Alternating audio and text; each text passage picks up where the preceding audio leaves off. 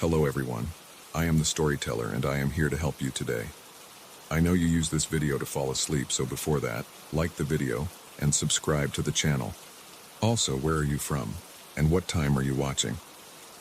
Now get comfortable and relax. The studio smelled like decades of cigarette smoke and neglect when I first pushed open the door. My camera bag slung over one shoulder and 3 months' rent clutched in my sweaty palm. The landlord had warned me about the size. Cozy, he'd called it, which I'd learned was realtor speak for barely habitable, but nothing had prepared me for the claustrophobic reality of my new home.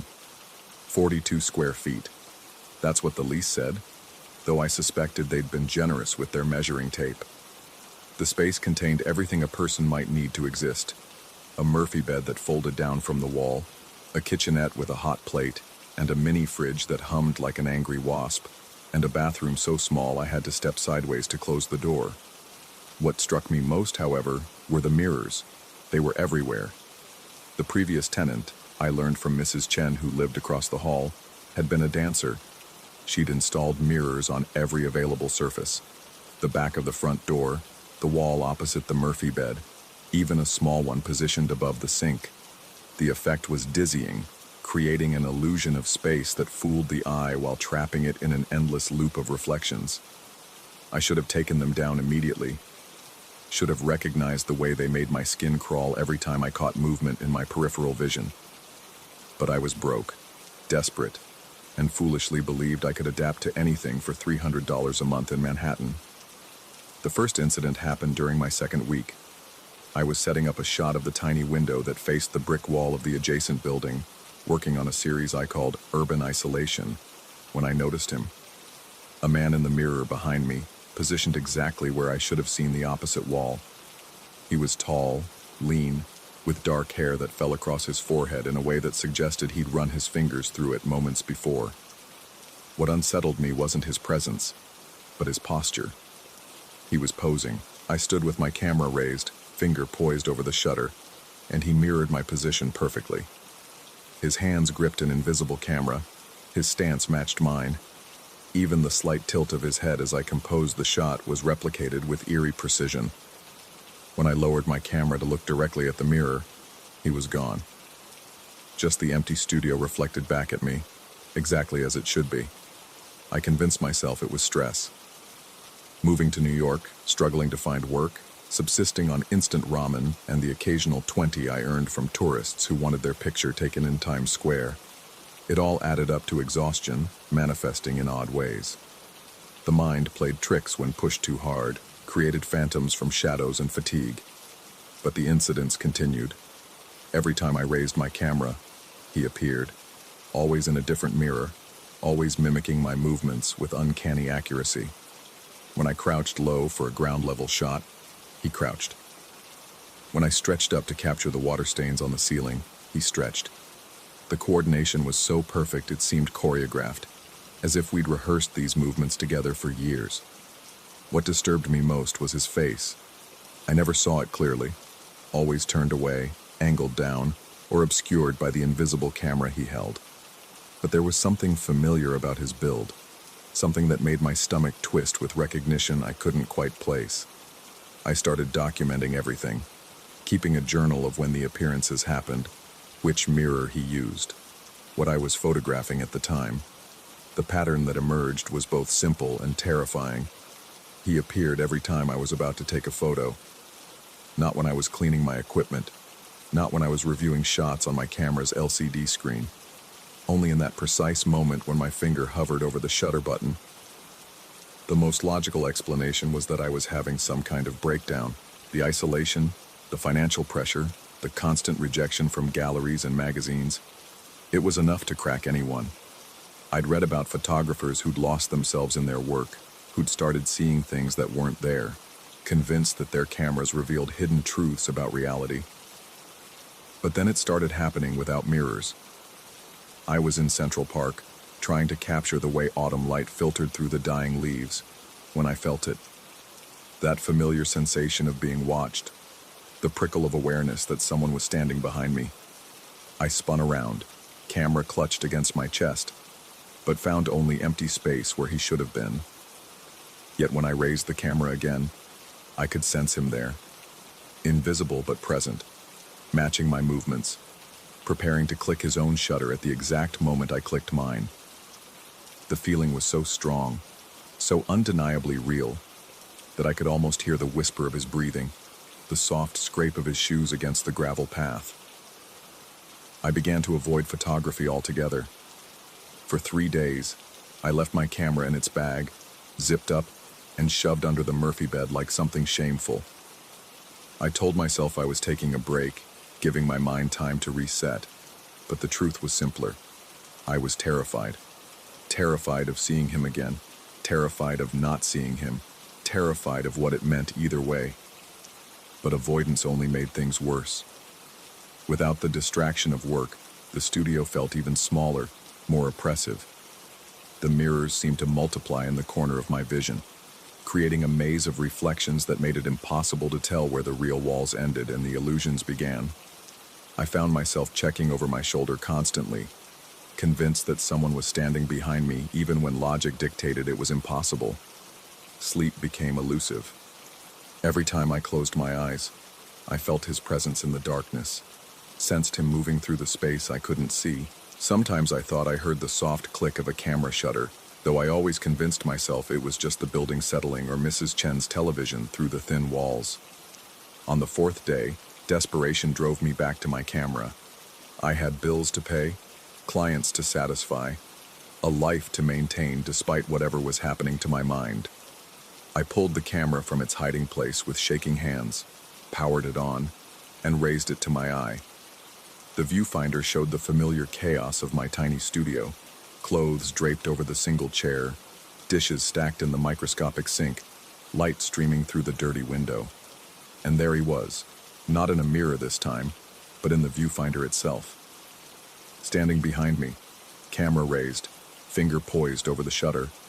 For the first time, I could see his face clearly, and the recognition hit me like ice water in my veins.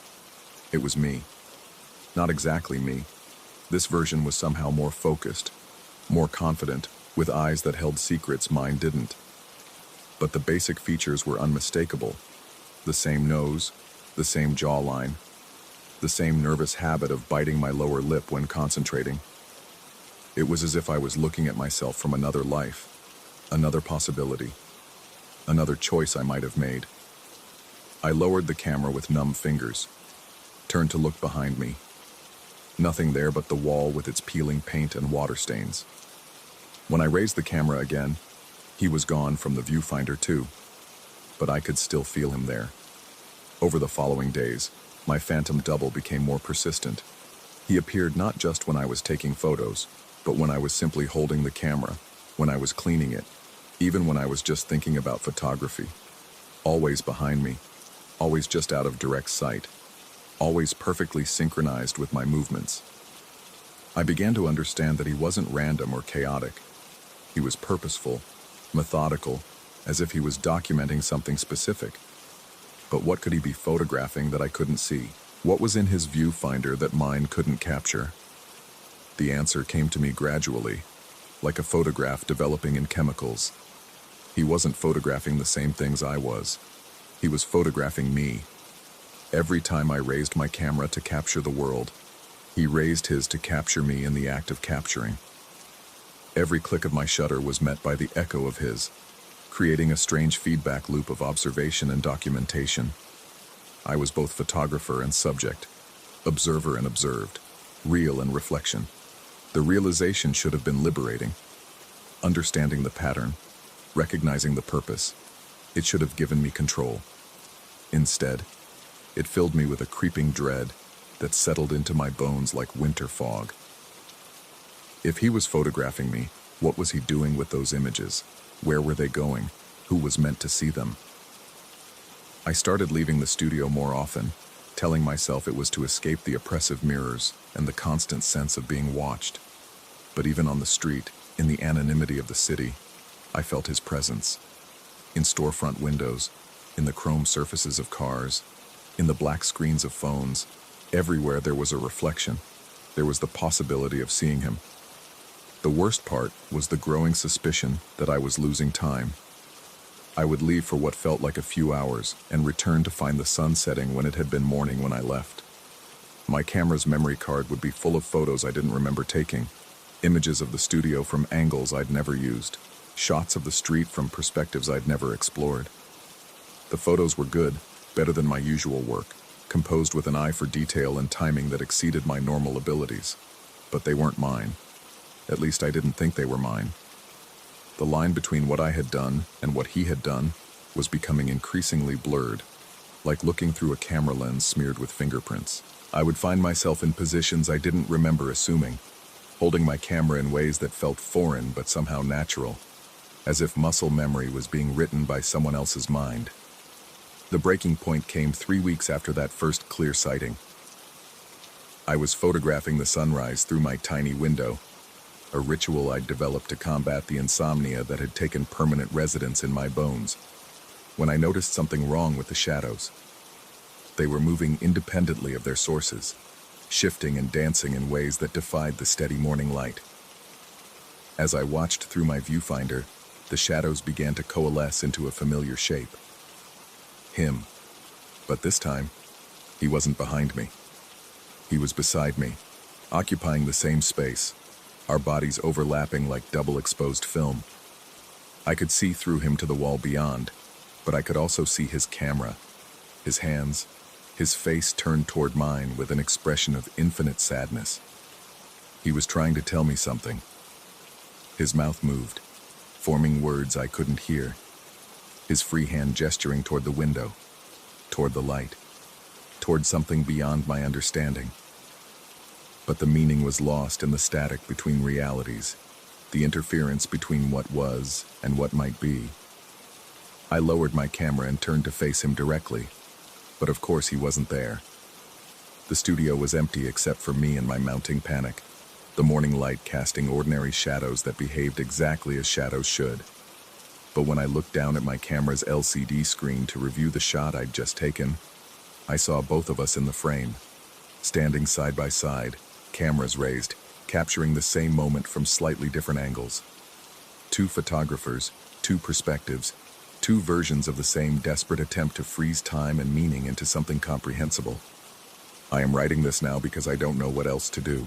The photos continue to appear on my memory card. Images I have no memory of taking, but which bear the unmistakable marks of my style, my vision, my need to document the world around me. Sometimes I find myself in positions I don't remember choosing, finger poised over a shutter I don't remember raising. The mirrors in this studio reflect truths I'm not sure I want to see, but I can't bring myself to cover them, can't bring myself to leave, because somewhere in the space between what I see and what sees me, between the click of my shutter and the echo of his, there might be an answer to the question that haunts every photographer. What is the difference between capturing reality and being captured by it? He's still here, behind me, beside me, inside the space where intention meets action. I can feel him preparing for the next shot, waiting for me to raise my camera so he can raise his. And I wonder, have I been documenting his world, or has he been documenting mine? The distinction, I'm beginning to understand, may be less important than I thought. I am going to take one more photograph now. Of this page, these words, this moment of uncertainty balanced on the edge of revelation. Maybe the image will show only me, alone in my tiny studio, typing the last lines of a story that explains everything or nothing at all. Or maybe it will show both of us, finally, together in the same frame, two aspects of the same desperate need to make sense of what we see and what sees us in return. I'm raising my camera now. He's raising his.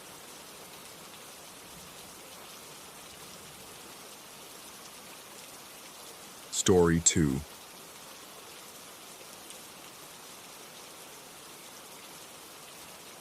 Fluorescent lights above my workstation flickered once, twice, then died with a hollow buzz that seemed to echo through the empty corridors of the computer science building. I'd been expecting this. The weather report had warned of severe thunderstorms, and the university's aging electrical grid was about as reliable as a fortune cookie prediction. What I hadn't expected was the metallic click of the security doors engaging their automatic locks, sealing me inside Lab 204 like some digital age pharaoh. My name is Marcus Chen, and I've been pulling these graveyard shifts for 3 years now, ever since I started my graduate program. The pay isn't much, but monitoring the university's server farm during the dead hours keeps me afloat financially and gives me plenty of time to work on my thesis. Usually the worst thing I deal with is a crashed backup system, or maybe a drunk undergrad trying to break into the building. Usually, the emergency lighting kicked in, casting everything in a sickly amber glow that made the familiar lab feel alien.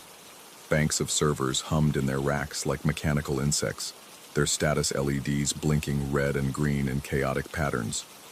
The power outage had triggered every system to enter emergency mode, and now they were all desperately trying to maintain critical operations on backup power. I pulled out my phone to call campus security, but the screen showed no signal. The building's walls were thick concrete, and without the cell boosters powered up, I might as well have been shouting into a void.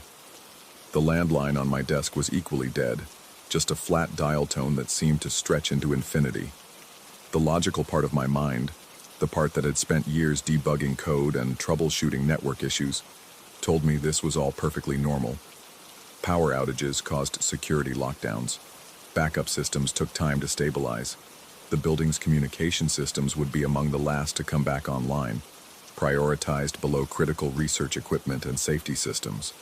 But logic is a fragile thing at 3 a.m. when you're alone in a building that suddenly feels more like a tomb than a workplace. I started my rounds, checking each server rack methodically. The backup generators would keep the most critical systems running for maybe 4 hours, but I needed to manually restart the non-essential equipment once main power returned. It was routine work, muscle memory developed over countless similar nights, but something felt different this time. The air conditioning should have shut down completely when the power died. It was one of the first systems to go offline during an emergency. Yet as I moved between the server racks, I felt a steady stream of cold air flowing from the ceiling vents. Not just residual coolness from before the outage, but active, frigid air that raised goosebumps along my arms and made my breath visible in small puffs.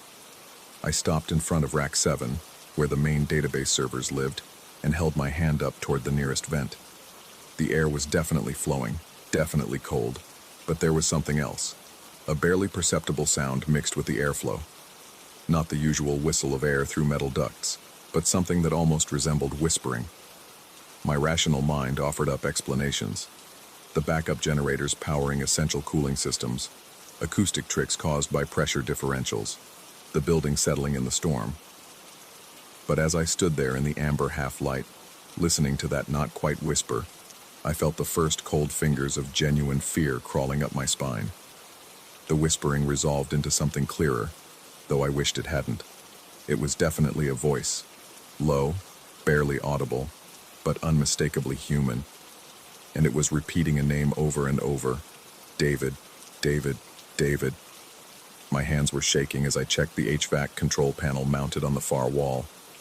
Every single indicator showed red, all systems offline just as they should be. The display confirmed what I already knew. There was no power going to the air conditioning units. Whatever was blowing that frigid air through the vents, it wasn't coming from any machine I understood. I tried to focus on my work, telling myself that stress and isolation were playing tricks on my perception. The servers needed attention, and dwelling on phantom voices would only make the situation worse. But as I moved through the lab, the whispering followed me, always just loud enough to be noticeable, always just clear enough to make out that name. David. The thing is, I knew who David was. David Park had been another graduate student, a quiet guy who'd worked these same night shifts about 2 years ago. We'd never been close, but I remembered him, always arriving early, staying late, totally devoted to his research on distributed computing systems. He'd left the program suddenly one semester, just stopped showing up to classes and meetings.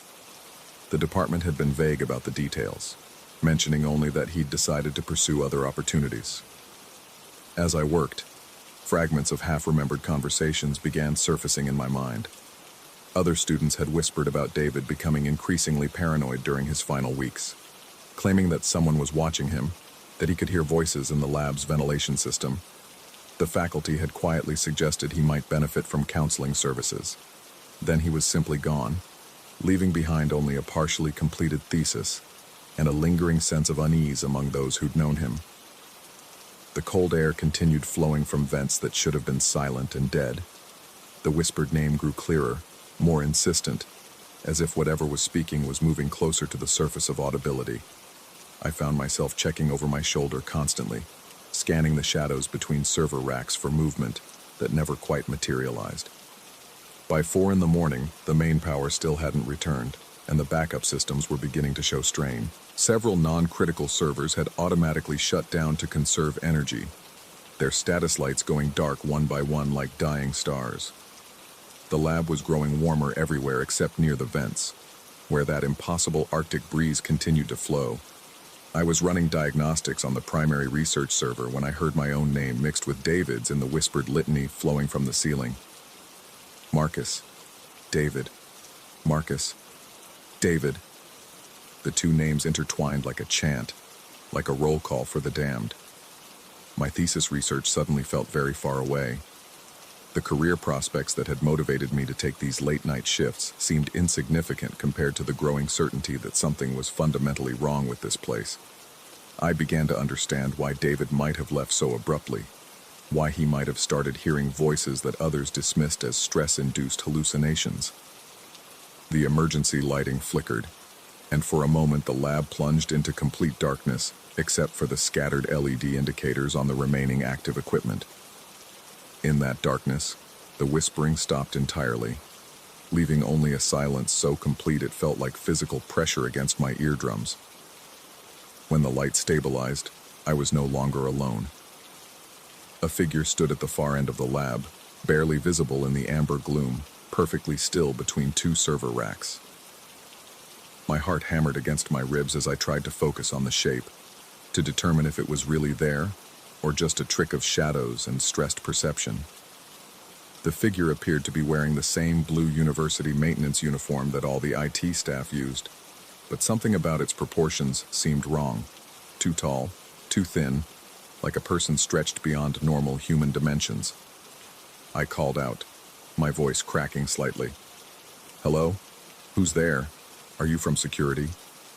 The figure didn't respond, didn't move, didn't acknowledge my presence in any way. It simply stood there like a mannequin, while the whispering resumed from the vents overhead, now adding a third name to its rotation. Marcus. David. Sarah. Sarah Rodriguez. Another former graduate student, another name from the department's collective memory of people who'd simply vanished from the program. I'd never connected her departure to David's, had never thought to look for patterns in the steady turnover of night shift workers. But now the connection seemed obvious and terrifying. I backed toward the lab's main door, keeping my eyes fixed on the motionless figure while my hands fumbled for the emergency manual release. The mechanism was stiff, but it finally gave way with a loud clang that echoed through the building. The door swung open, revealing the darkened hallway beyond. I ran. The corridor stretched endlessly in both directions, lit only by the same emergency lighting that had transformed the lab into a purgatory of amber shadows.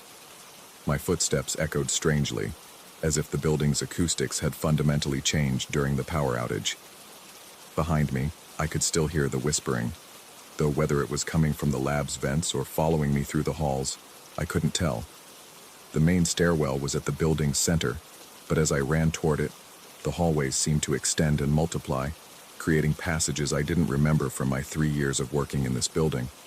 Doors that should have led to faculty offices opened onto storage closets. Familiar landmarks, bulletin boards, water fountains, fire extinguisher cabinets, appeared in wrong locations or not at all. I found myself standing in front of a door marked Lab 204, the same lab I'd just fled from, though I was certain I'd been running in the opposite direction.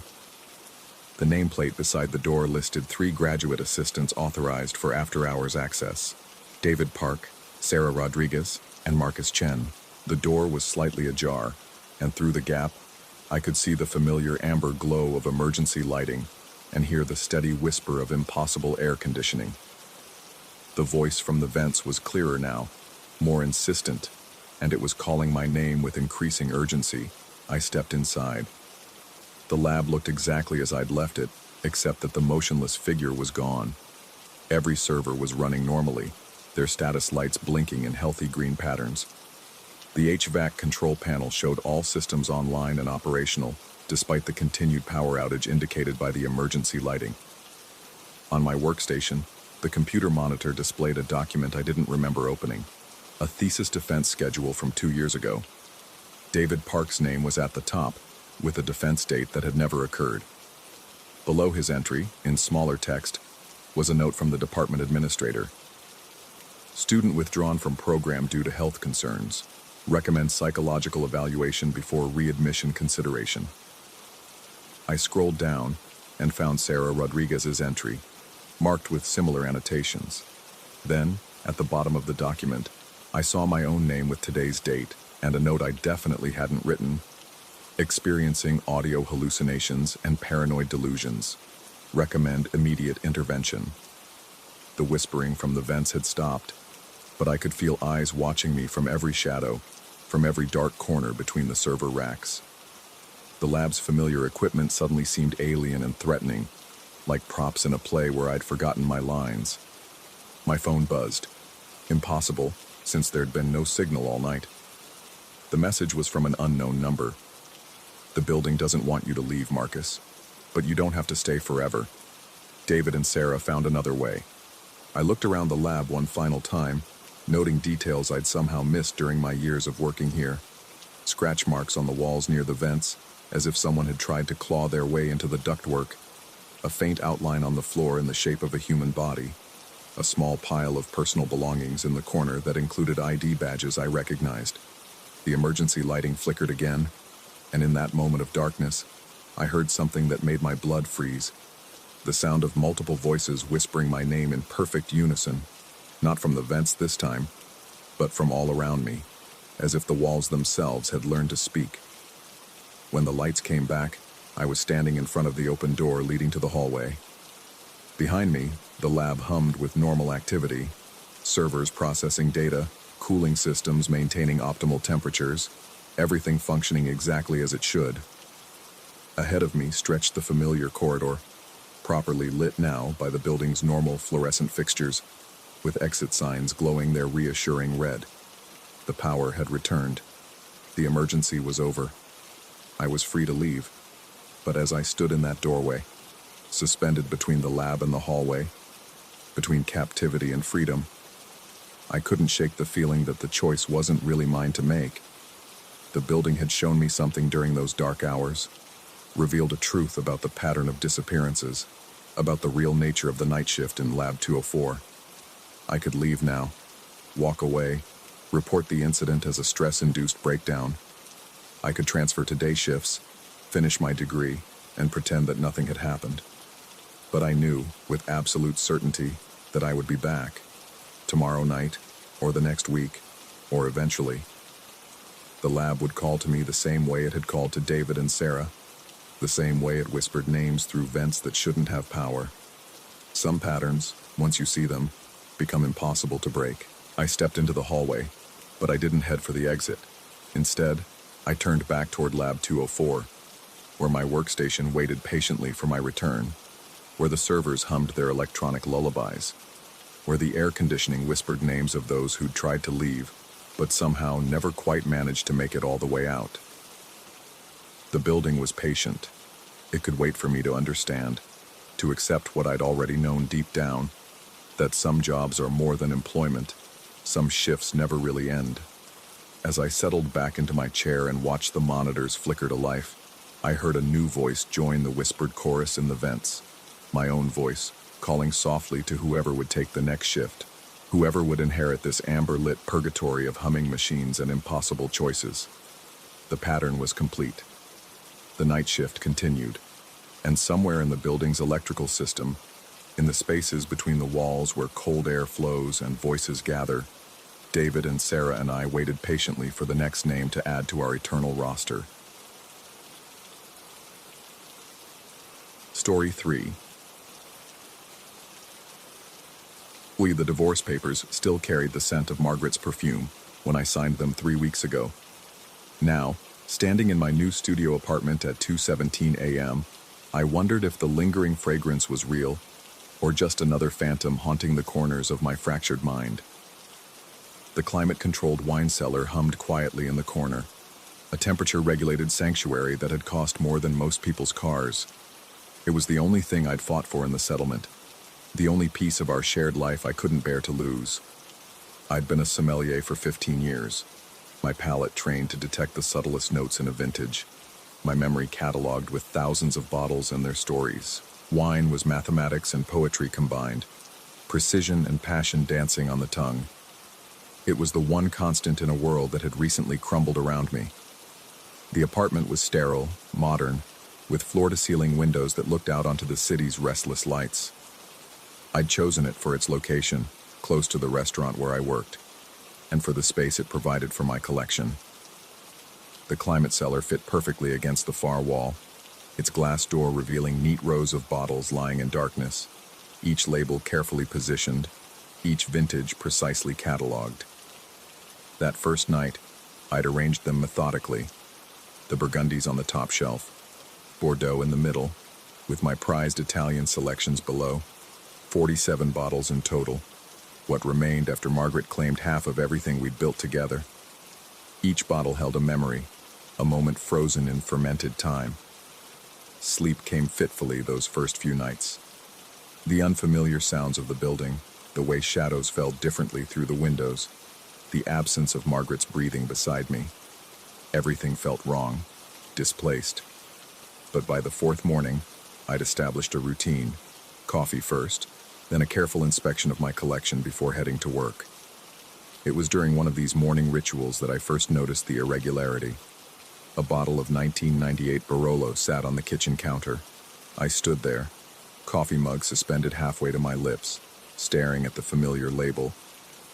Giacomo Conterno, a bottle I remembered drinking with vivid clarity. It had been Margaret's birthday, 5 years ago. We'd opened it with Lamos Obuco, and I could still taste the wine's complex tannins, the way it had paired perfectly with the rich marrow. The bottle had been empty when we'd finished, I was certain. I remembered washing the bottle myself, feeling the weight of its absence as I'd placed it in the recycling bin. Yet here it was, cork intact, foil seal unbroken. The bottle vibrated slightly, so subtly I convinced myself it was the building's HVAC system causing the tremor. I returned it to the cellar, chalking the incident up to stress-induced confusion. Divorce did strange things to the mind, I reasoned. Memory played tricks when the heart was broken. But the next morning, another bottle appeared. This time, a 2001 Chateauneuf du Pape that I distinctly remembered finishing during my bachelor party 8 years ago. My best man had brought it as a joke. One last taste of the good life before marriage ruins your palate, he'd laughed. We'd drunk it straight from the bottle on the hotel balcony, watching the sunrise paint the city gold. The bottle sat on my dining table, perfectly centered, as if placed there with ceremonial precision. Like the Barolo, it trembled with an almost imperceptible motion, as though something alive stirred within the glass. I began keeping a journal, documenting each occurrence. The pattern was always the same. I'd retire to bed with my collection intact, wake to find a bottle displaced from its proper position, always one I remembered consuming completely. The bottles never appeared broken or tampered with. They looked exactly as they had when I'd first acquired them, down to the dust patterns on their labels. By the second week, the appearances had become nightly. A 1996 Chianti Classico that I'd shared with my father before his surgery. A 2003 Sancerre that Margaret and I had opened on our first anniversary. A 2000 champagne from our wedding reception. Each bottle carried the weight of memory, each one vibrating with that strange, subtle energy that made my skin crawl. I started leaving notes for myself, detailed descriptions of my collection's exact arrangement before bed. Each morning, I'd find the notes exactly where I'd left them, my handwriting unchanged, but the bottles would be displaced nonetheless. The cellar's temperature remained constant at 55 degrees, the humidity at 70%. The lock showed no signs of tampering, the glass door remained pristine. The restaurant began to suffer. My colleagues noticed my distraction. The way I'd lose track of conversations mid-sentence. How my hands trembled when handling bottles during service. I'd catch myself staring at wine lists, searching for bottles that matched those appearing in my apartment, convinced I'd see them listed somewhere. Proof that I wasn't losing my mind. "You look terrible," Marcus, the head chef, mentioned during our third week of service. "When's the last time you actually slept?" Sleep had become elusive. I'd lie in bed, hyper-aware of every sound from the kitchen, every creak of the building settling. The humming of the climate cellars seemed louder in the darkness, more insistent. Sometimes I'd hear what sounded like glass touching glass, the gentle clink of bottles being moved. But whenever I'd investigate, everything appeared normal. Except for the displaced bottle, always sitting somewhere new, always vibrating with that barely perceptible tremor. I tried sleeping elsewhere, the couch, a hotel room, even my office at the restaurant. But the next morning, I'd always return to find another bottle waiting. It was as if whatever force controlled this phenomenon knew exactly where I was, what I was doing, mocking my attempts to escape. The bottles began appearing closer to where I slept. First on the coffee table near the couch, then on the nightstand when I returned to the bedroom, finally on the pillow beside me. I'd wake with the cold glass pressed against my cheek, the bottle's vibration transferring through my skin like a message I couldn't decode. I researched everything I could find about unexplained phenomena, poring over articles about poltergeists, electromagnetic fields, psychological manifestations of guilt and grief. The rational part of my mind insisted there had to be an explanation. Perhaps I was sleepwalking, rearranging my own collection in some unconscious state. But security cameras I'd installed showed nothing unusual, just hours of static footage of my sleeping form while bottles somehow materialized beyond the camera's range. The memories associated with each displaced bottle grew more vivid, more painful. I could taste the wines with perfect clarity, remember every conversation they'd accompanied, every emotion they'd helped process. It was as if the bottles were demanding acknowledgement, forcing me to relive moments I'd tried to bury beneath the routine of rebuilding my life. A therapist might have called it manifestation of guilt, projections of a mind struggling to process loss. But the weight of the bottles in my hands felt undeniably real, their vibrations distinct and purposeful. Sometimes I'd catch myself listening to them, pressing my ear against the glass as if they contained messages waiting to be decoded. The breakthrough came on a Thursday night during the third week. I'd been lying awake, watching the red digits of my alarm clock mark the passage of time, when I heard it clearly, the sound of liquid moving within glass. Not the gentle slosh of wine settling, but something more deliberate, rhythmic, like breathing. I approached the cellar slowly, my bare feet silent on the cold floor. Inside, every bottle remained in its designated position, but one, a 2005 Burgundy I'd shared with Margaret on the night we'd decided to start trying for children, glowed faintly from within. The wine inside moved with its own current, swirling patterns of light and shadow that defied physics. As I watched, transfixed, the bottle began to vibrate more intensely. The movement spread to its neighbors, then throughout the entire collection, until every bottle hummed with synchronized energy. The sound filled the apartment, not loud but pervasive, resonating in my bones. I reached for the door handle, but stopped when I realized the truth that had been building in my subconscious for weeks. These weren't just bottles I'd drunk. They were bottles I'd shared, moments of connection that had been severed when my marriage ended. Each wine represented a bridge between past and present, memory and reality, and something was trying to rebuild those connections. The question wasn't whether the phenomenon was real or imagined. The question was whether I was ready to accept what it meant. Standing there in my sterile apartment, surrounded by the gentle humming of impossible bottles, I understood that some endings don't conclude cleanly. Some memories refuse to be archived, categorized, and forgotten. They vibrate with their own energy, demanding attention, refusing to let us move forward until we acknowledge what we've lost.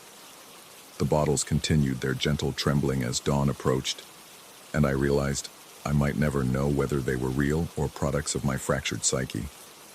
Perhaps that distinction didn't matter anymore. Perhaps the important thing was learning to live with the uncertainty, to accept that some experiences transcend explanation. I poured myself a glass of water and sat down to watch my collection hum with impossible life, waiting to see which memory would demand acknowledgement next. Story 4. The cassette recorder hadn't been plugged in for 3 months. I knew this with the same certainty that I knew my own name, because I'd moved into this cramped studio apartment in March, and the old Panasonic had been sitting on my desk like a forgotten relic ever since. Its cord dangled uselessly behind the particle board surface, the plug gathering dust beside a tangle of charging cables I never bothered to organize. Yet here it was, at 3:17 a.m., its red recording light pulsing in the darkness like a mechanical heartbeat. The tape had been rewound to the beginning. I sat up in bed, my journalist's instincts warring with something deeper, a primal unease that made my skin crawl. The dream still echoed in my skull, that haunting melody without words, a sequence of notes that seemed to burrow into my auditory cortex and set up residence there. It wasn't music in any conventional sense. It was something else entirely, a frequency that felt wrong, like nails on the chalkboard of reality itself. The recorder's display glowed green in the pre-dawn gloom. Ready to record? I'd been a music journalist for 12 years, had interviewed everyone from garage band nobodies to Grammy winners, and I'd never experienced anything like that dream. The melody, if I could even call it that, had been both beautiful and excruciating, like hearing color or tasting sound. My ears still rang with phantom echoes of those impossible notes. Rising from the futon that served as my bed, I padded across the hardwood floor toward my desk. The apartment was a shoebox, barely 400 square feet of gentrified misery in what used to be Detroit's warehouse district. Through the single window, sodium streetlights painted everything in sickly amber, casting long shadows that seemed to writhe when I wasn't looking directly at them. The recorder sat exactly where I'd left it, beneath a stack of press releases and next to my laptop. But something was different. The tape inside wasn't one of mine. I recognized the collection of Maxell and TDK cassettes scattered around my workspace, labeled with band names and interview dates in my own cramped handwriting. This tape was unmarked, its case a faded black that looked older than everything else in the room. I reached for the power button, then hesitated. The red light continued its rhythmic pulse, hypnotic and somehow urgent. My finger hovered over the switch, trembling slightly. What if turning it off erased whatever was on the tape? What if there was nothing on the tape? What if there was something I wasn't ready to hear? The questions multiplied in my mind like bacteria, each one spawning doubts about my own perceptions. I'd been under stress lately. My editor at Frequency magazine had been pushing for the expose on underground music venues, and I'd been burning through savings faster than I could replenish them. Sleep deprivation could cause hallucinations. Maybe I'd sleepwalked. Maybe I'd set up the recorder myself and forgotten. But I knew I hadn't. The certainty sat in my stomach like a stone. I pressed the rewind button, listening to the mechanical whir as the tape spools reversed. The sound seemed unnaturally loud in the apartment's suffocating silence, and I found myself glancing toward the window, half expecting to see a face pressed against the glass. Nothing there, just the empty street and the distant glow of the 24-hour diner where I sometimes wrote when the walls closed in too tight. When the rewind stopped, I hit play. Static filled the room, the familiar white noise of an empty tape. I leaned closer, adjusting the volume. Still nothing. Disappointment mingled with relief as I reached for the stop button. But then I heard it. A faint humming beneath the static, so low it was almost subsonic. The hair on my arms stood up, and that dream melody began to resurface in my consciousness, not as memory, but as if it were being played again, right here, right now. The humming grew stronger, resolving into something that might have been a voice if voices could exist without vocal cords, without breath, without any biological origin at all. It rose and fell in patterns that my brain struggled to process, frequencies that seemed to exist in the spaces between notes rather than as notes themselves. I yanked my hand back from the recorder as if it had burned me. The sound continued, even though I hadn't touched anything. The volume was increasing on its own, the impossible voice growing clearer and more defined. It wasn't speaking words, at least not in any language I recognized, but somehow I understood it was trying to communicate. The meaning bypassed my ears entirely, flooding directly into my consciousness like water through a broken dam. "Come closer." I stumbled backward, knocking over my desk chair. The voice wasn't coming from the recorder anymore. It was inside my head, wrapped around my thoughts like invasive vines. My vision blurred, and for a moment the apartment seemed to stretch and warp, the walls breathing like the interior of some vast organism. "Come closer." The words weren't words at all, but I felt their meaning in my bones. The melody from my dream was building now, each note a spike driven into my temporal lobe. I pressed my palms against my ears, but the sound wasn't external anymore. It was part of me, woven into my neural pathways like a parasitic symphony. Through my fingers, I could see the recorder's display. The tape counter was moving forward, but impossibly fast, the numbers blurring past in a digital stream. 05, 23, 12, 44, 28, 16. The tape should have been only 90 minutes long, but the counter kept climbing. The streetlight outside began to flicker, casting strobing shadows across the walls. Or maybe it was my vision that was flickering. I couldn't tell anymore. The boundary between perception and reality had become as fluid as the melody that threaded through my consciousness, transforming everything it touched. I forced myself to focus on concrete details: the scratched surface of my desk, the smell of old coffee and takeout containers, the feeling of cold hardwood beneath my bare feet. These sensations anchored me, kept me from drifting too far into whatever space the voice was trying to pull me toward. But the anchors were loosening. The apartment had changed while I wasn't paying attention. The walls were farther away now, or maybe I was smaller. The ceiling stretched impossibly high, disappearing into darkness that hadn't been there before. My futon sat like an island in an ocean of shadow, and the desk with its pulsing recorder had become a distant shore. "You've been listening for so long." This time the voice was clearer, almost conversational. I turned toward the sound and saw myself sitting at the desk, headphones on, frantically taking notes as the recorder played. But that couldn't be right. I was standing across the room, wasn't I? I looked down at my hands and saw notebook pages covered in symbols that hurt to look at directly, each mark seeming to writhe and shift when I tried to focus on it. The other me, the one at the desk, looked up and smiled. His eyes were black holes in a face that was mine but wrong, features slightly off like a photograph that had been left in the sun too long. "Finally ready to hear the whole song?" he asked, and his voice was the same impossible frequency that had been drilling into my skull. I tried to speak, to deny whatever was happening, but my throat felt lined with cotton. The melody was everywhere now, not just in my ears, but in my bloodstream, pumping through my heart and spreading to every cell in my body. I was becoming the song, or it was becoming me. The distinction seemed less important with each passing moment. The tape counter had stopped at 99.99, an impossible number that my rational mind rejected, even as I watched the digits pulse in perfect rhythm with the red recording light. How long had I been standing here? Minutes? Hours? The concept of time felt as fluid as everything else in this space that used to be my apartment. Movement in my peripheral vision drew my attention to the window. The empty street was no longer empty. Figures stood beneath the streetlights, perfectly still, all facing my building. They were too far away to make out clearly, but something about their posture suggested they were listening, heads tilted at the same angle, as if they were all hearing the same frequency that was rewiring my brain. "They've been waiting," the other me said, and I realized I hadn't been looking at him when he spoke.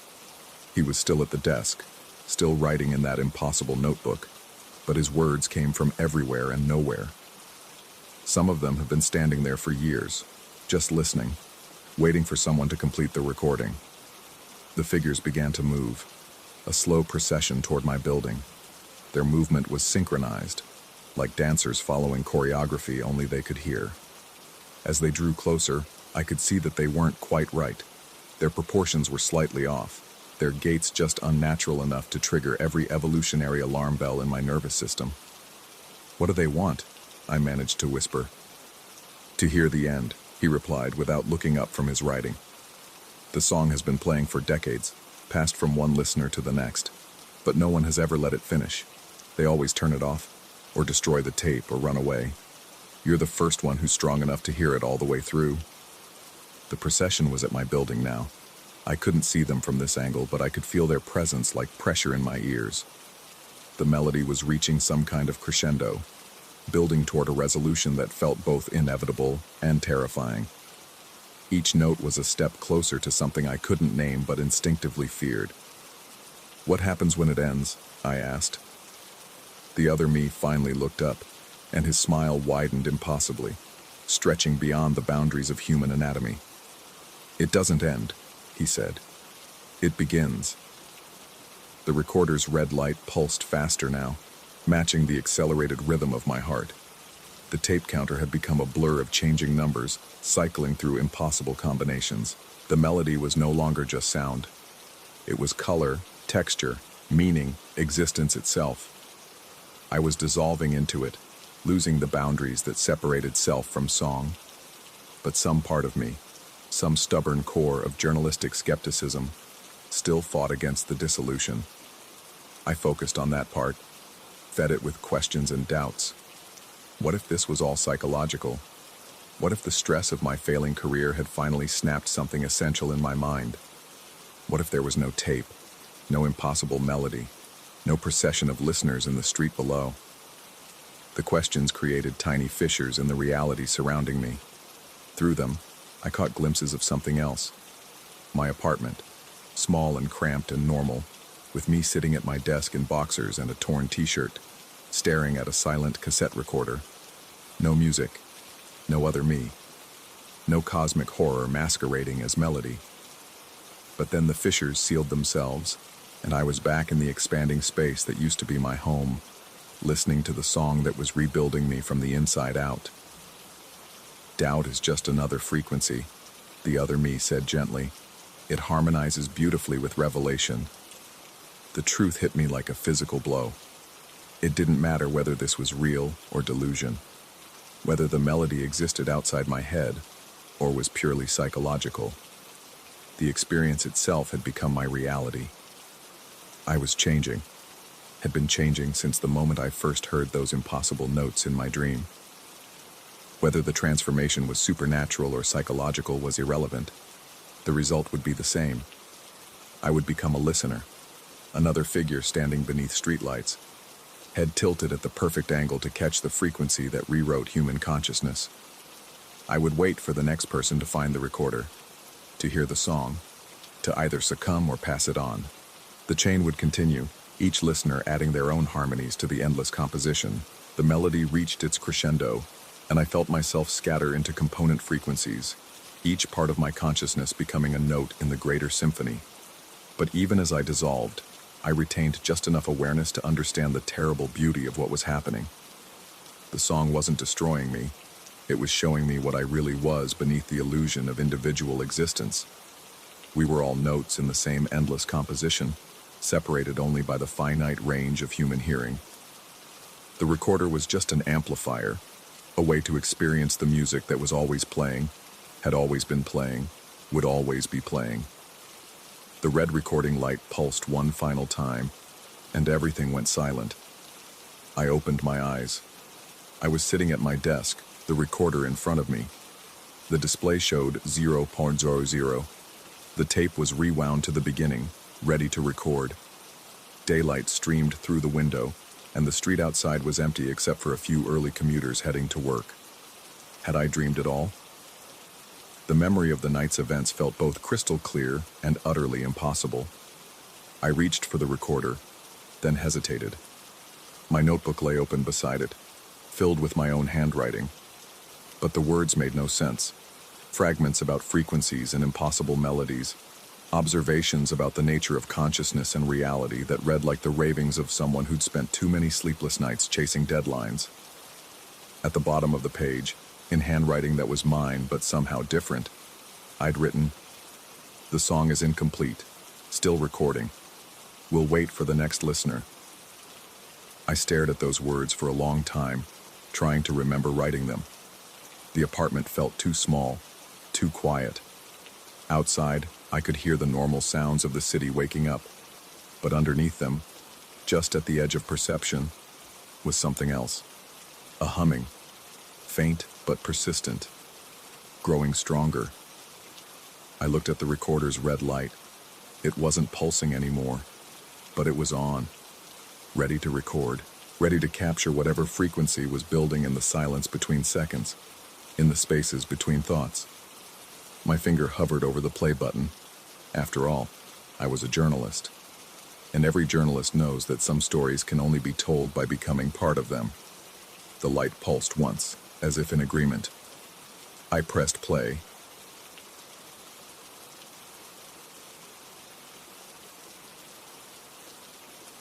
Story 5.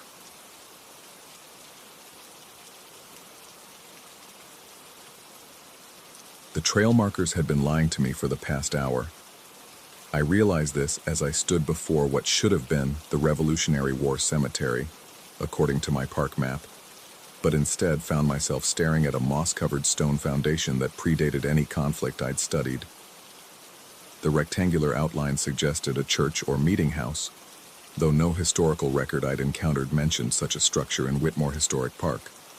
As a professor of colonial American history, I'd researched this area extensively for my upcoming lecture series. Yet this ruin felt like discovering a page torn from a book I thought I knew by heart.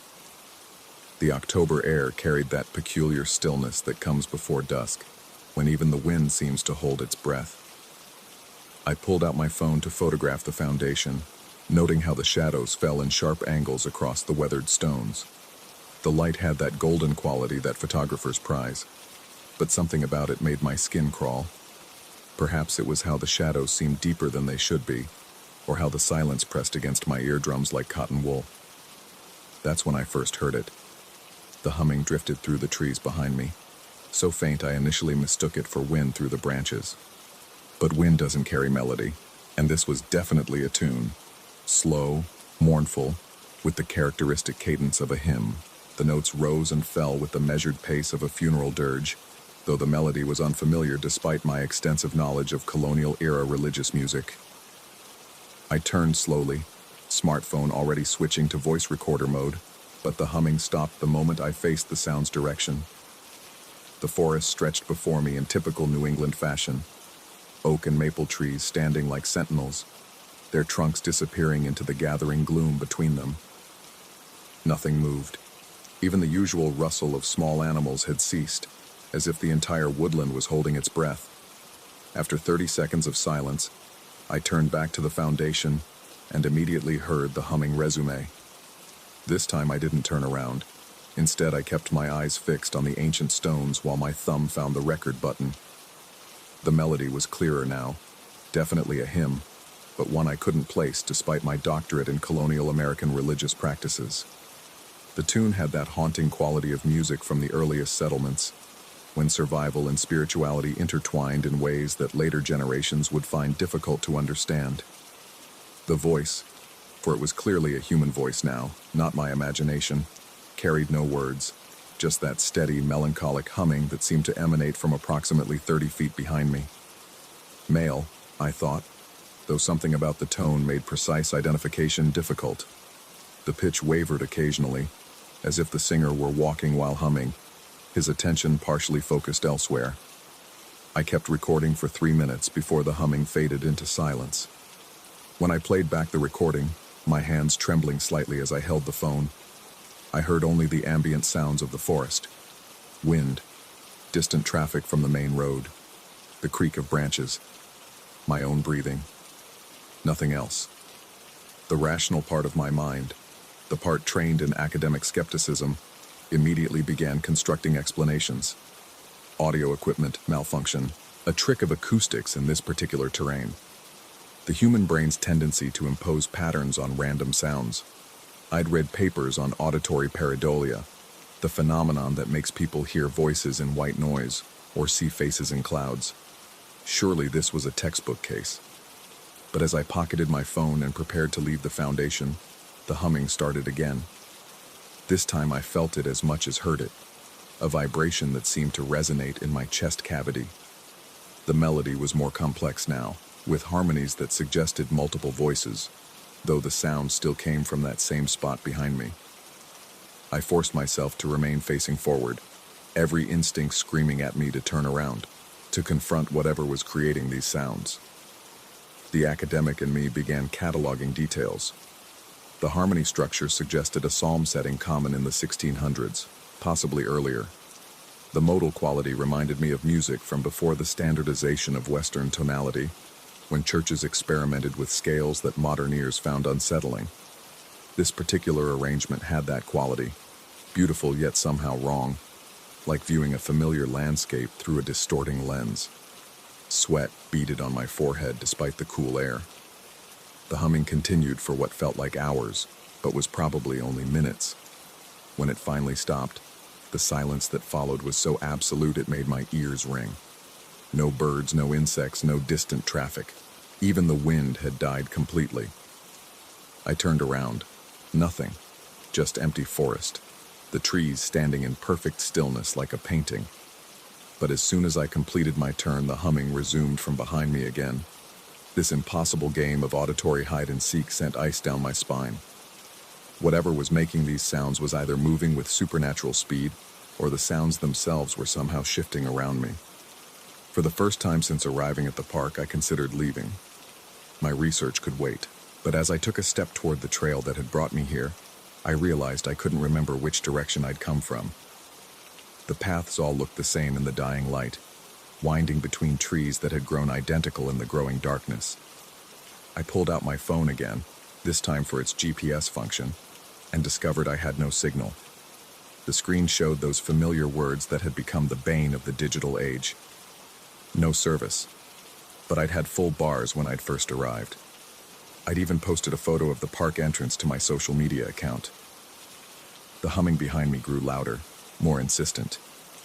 The harmony had expanded into what sounded like a full choir now, dozens of voices weaving together in that haunting modal arrangement. Yet when I strained to listen carefully, I could still only identify a single voice, as if one singer was somehow producing all the harmonies simultaneously. My hands shook as I tried the GPS again. Still nothing. The battery indicator showed full charge, but the device seemed unable to locate any satellites. This shouldn't have been possible in an area so close to civilization, but the phone might as well have been a paperweight. Behind me, the choir, or singer, or whatever it was, began adding words to the melody. I couldn't make them out clearly, but they sounded like archaic English, the kind found in the earliest colonial documents.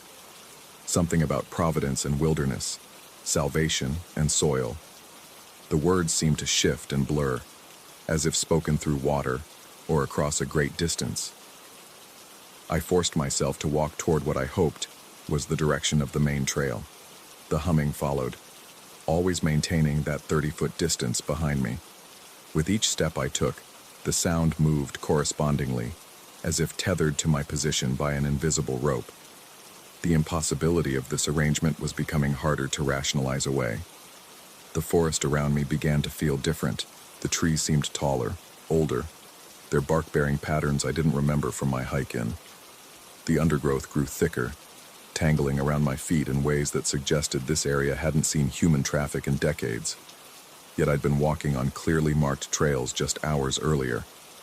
As full darkness settled over the park, I began to notice other impossibilities. The temperature was dropping faster than it should, my breath beginning to form visible puffs in air that had been comfortably warm when I'd arrived. The darkness itself felt wrong, too complete, too absolute. Even on the cloudiest nights, some ambient light from nearby towns should have been visible through the trees. The humming had evolved into what could only be described as a funeral dirge now, the kind of music that accompanied burials in the earliest colonial settlements. The melody carried notes of desperation, of people clinging to faith in the face of incomprehensible wilderness. It was beautiful and terrifying in equal measure, the sort of music that belonged to a time when the line between civilization and chaos was measured in yards rather than miles. I tried calling out, asking if anyone was there, if someone needed help. My voice sounded thin and strange in the absolute stillness, as if the air itself was absorbing the sound before it could travel more than a few feet. The humming continued without pause, unaffected by my attempts at communication. Hours seemed to pass, though my watch had stopped working, its digital display frozen at 6:47.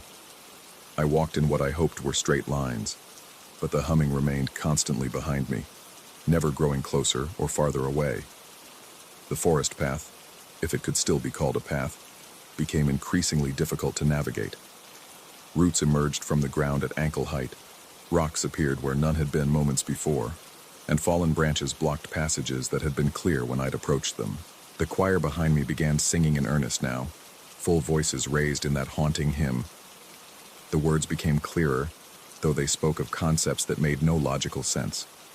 They sang of trees that grew downward into sky, of soil that thirsted for stars, of congregations that gathered in the spaces between heartbeats.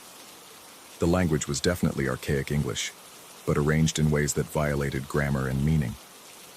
My rational mind kept insisting this was some form of psychotic break, that the stress of my upcoming tenure review had finally caused a complete mental collapse. Auditory hallucinations were common in certain forms of psychological distress. The GPS failure could be explained by equipment malfunction. The disorientation was simply panic affecting my navigation abilities, but the singing felt too real, too physically present. I could feel it in my bones, in the cavity of my chest, in the spaces between my ribs.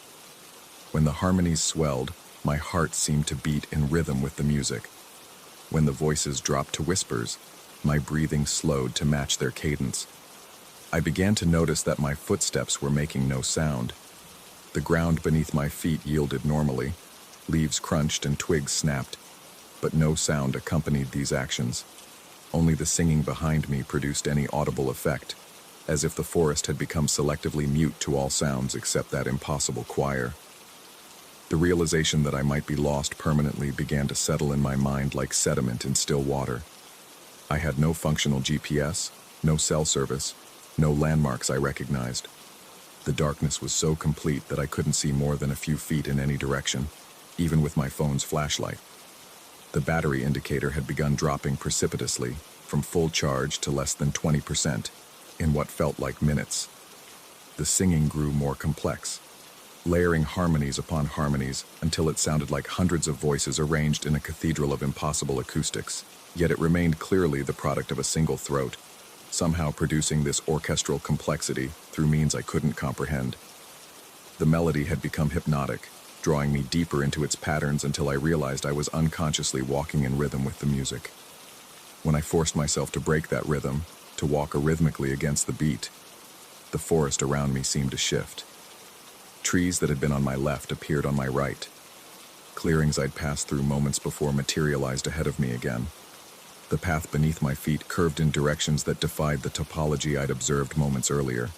The impossibility of my situation was becoming undeniable, yet equally impossible to accept.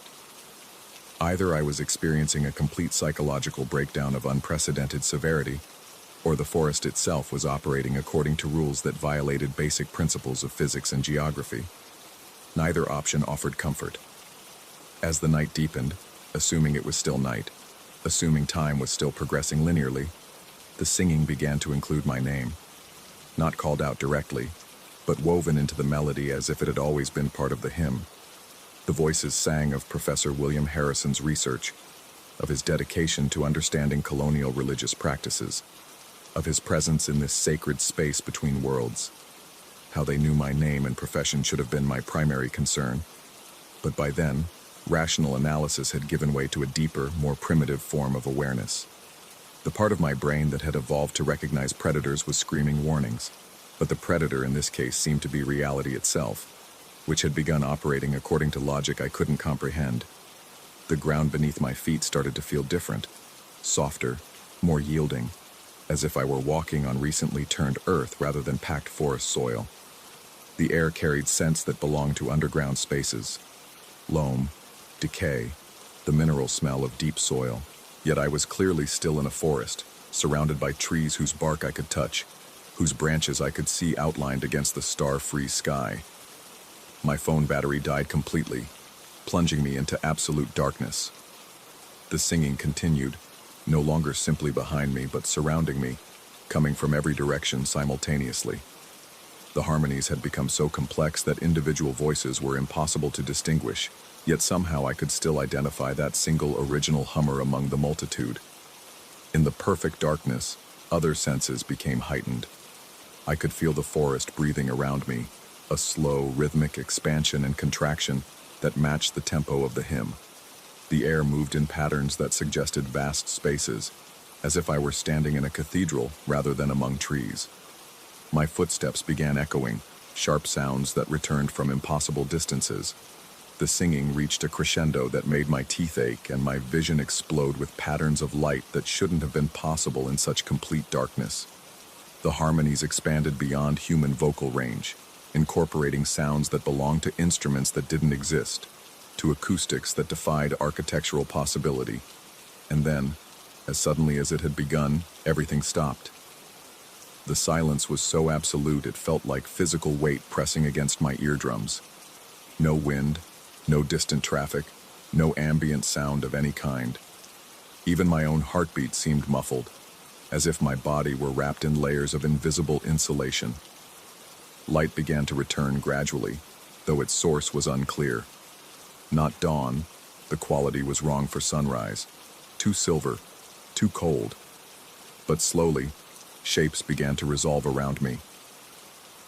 I was standing in a circular clearing I didn't remember entering, surrounded by trees that stood in perfect symmetry like pillars in a temple. At the center of the clearing stood a simple wooden cross, weathered gray with age. At its base, barely visible in the strange light, was a small brass plaque bearing an inscription in script, so archaic I had to crouch to decipher it. Here lies the voice of the faithful, who sing eternal in the spaces between silence. Below that, in slightly more modern lettering, erected by the Whitmore Historical Society, 1847. I photographed the plaque with my mysteriously functional phone, though the timestamp showed an impossible date 3 months in the future. When I checked my voice recordings from earlier, they were all there. Hours of hymnal singing in perfect clarity, harmonies that filled my phone's small speakers with impossible richness. The trail markers appeared exactly where they should be, leading clearly back to the parking area. My car waited in the empty lot, its digital clock showing a time that suggested I'd been in the forest for less than an hour, though my experience felt like it had lasted through the night. Driving home, I listened to the recordings again and again. The singing was beautiful, complex, and utterly impossible. No single human voice could produce such harmonies, yet the audio clearly showed a single source. When I had the files analyzed by a colleague in the music department, she confirmed what I already knew. The recordings showed multiple voices singing in perfect harmony, but the waveform analysis indicated a single acoustic source. I researched the brass plaque's inscription and found no records of its installation by the Whitmore Historical Society. The organization had no documentation of any memorial in that location, no knowledge of the circular clearing, no explanation for a marker they'd apparently erected, but never recorded. The hymn's melody haunted me for weeks. I found myself humming it unconsciously during lectures, catching my students staring as the unfamiliar tune emerged from my throat without my awareness. The harmonies I remembered seemed to sing themselves in my mind during quiet moments, filling the spaces between thoughts with their impossible beauty. 3 months later, on the date my phone had recorded during that impossible night, I received an email from the Whitmore Historical Society. They were planning to install a memorial marker in the park to commemorate an unnamed colonial settlement discovered through recent archaeological research. The proposed inscription matched exactly what I'd seen on the brass plaque. Here lies the voice of the faithful, who sing eternal in the spaces between silence. They wanted to consult with me about the historical accuracy of the marker's placement and text. The email included a preliminary site survey photograph of the proposed location, a circular clearing surrounded by trees arranged in perfect symmetry. I've never responded to that email. Some questions are more dangerous than the uncertainty they seek to resolve. But sometimes, late at night when the house is quiet, I can still hear them singing.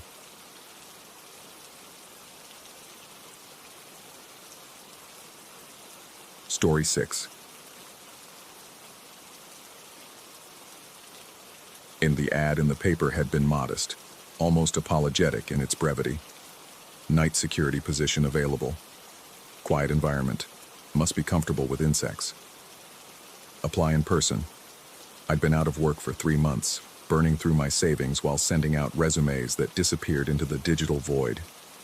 The Whitmore Entomological Museum wasn't exactly what I'd envisioned when I'd gotten my degree in recreational therapy, but a paycheck was a paycheck. Dr. Whitmore himself had conducted the interview, a rail-thin man in his 70s whose fingers trembled slightly as he poured tea from a china set that looked older than the building itself. The museum occupied a converted Victorian mansion on the outskirts of town, its rooms filled with glass cases containing thousands of preserved specimens. Beetles arranged in perfect geometric patterns, butterflies pinned behind dusty glass, and in the basement level, the crown jewel of his collection, a massive ant farm that stretched across an entire wall. The position is quite simple, he'd explained, his voice carrying the faint accent of someone who'd spent decades in academia. The building has its quirks, you understand. Old electrical systems, settling foundations. Sometimes the climate control makes unusual sounds. Nothing to concern yourself with, merely the personality of an old building. The pay was surprisingly generous for what amounted to sitting in an empty museum for 8 hours. I'd accepted on the spot. My first week passed without incident. I'd established a routine.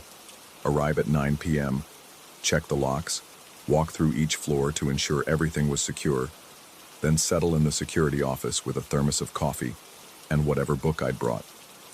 The building was indeed quiet, almost unnaturally so.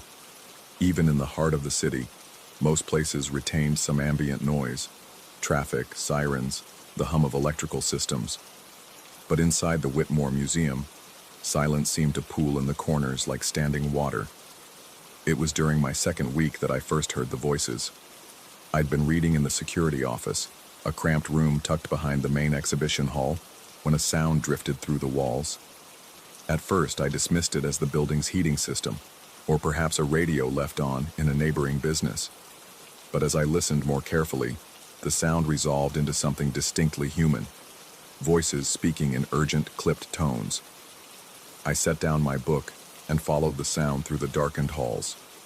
My flashlight beam swept across display cases filled with mounted specimens, their glass eyes catching the light like tiny stars. The voices grew clearer as I descended to the basement level, though I couldn't make out individual words. They seemed to be speaking in a language I didn't recognize, or perhaps speaking too quickly for my ears to parse. The basement housed Dr. Whitmore's pride and joy, a formicarium that spanned nearly 15 feet of the eastern wall. The ant colony within was supposedly one of the largest in captivity, a complex civilization of tunnels and chambers, visible through the transparent panels. During the day, I'd watched the insects moving in constant streams, carrying food, tending larvae, expanding their architectural marvel grain by grain. Now, in the darkness of my night shift, they were still active. But something about their movement seemed different, more purposeful, more coordinated than the chaotic industry I'd observed before. They moved in distinct formations, creating patterns that shifted and evolved like a living language written in chitin and legs. The voices were coming from speakers mounted in the ceiling corners, though I couldn't locate any obvious sound system. The quality was strange, as if the audio was being transmitted through water or from a great distance. As I stood before the ant farm, straining to understand the words, I realized that the insect's movements seemed to synchronize with the rhythm of the speech. When I returned to the security office and called Dr. Whitmore's emergency number, he answered on the first ring despite the late hour.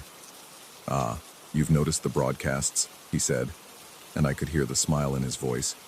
"I should have mentioned those during your orientation." The previous night guard was quite concerned at first as well. I asked him about the speakers, about the language being broadcast, about why the ants seemed to be responding to the sounds. "Old building, as I mentioned. The wiring is rather complex. Sometimes radio signals get picked up by the climate control system. As for the ants, well, insects are remarkably sensitive to vibrations. I'm sure it's nothing more than coincidence.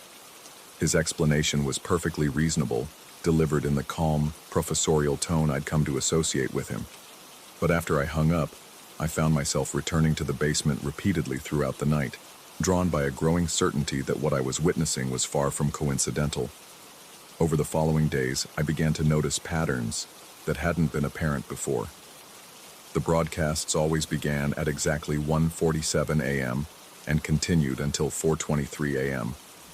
The language, if it was a language, contained recurring phonetic structures that suggested meaning rather than random radio interference. And the ants' behavior during these broadcasts was markedly different from their daytime activities.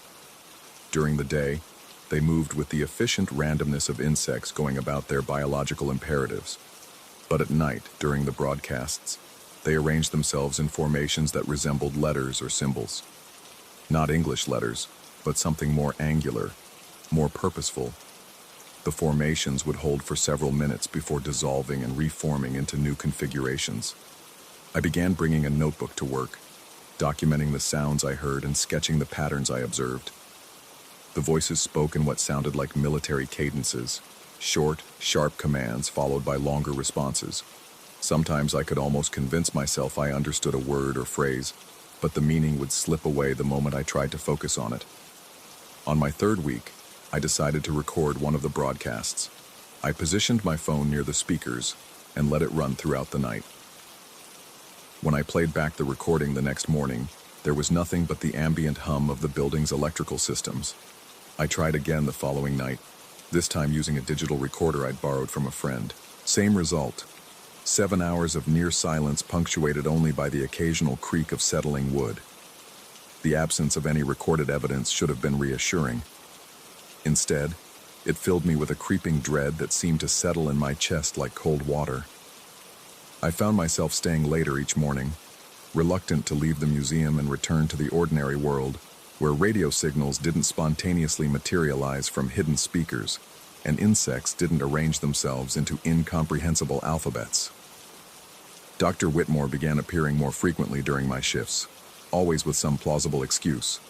Forgotten research materials, equipment that needed checking, late-night inspiration for his latest paper.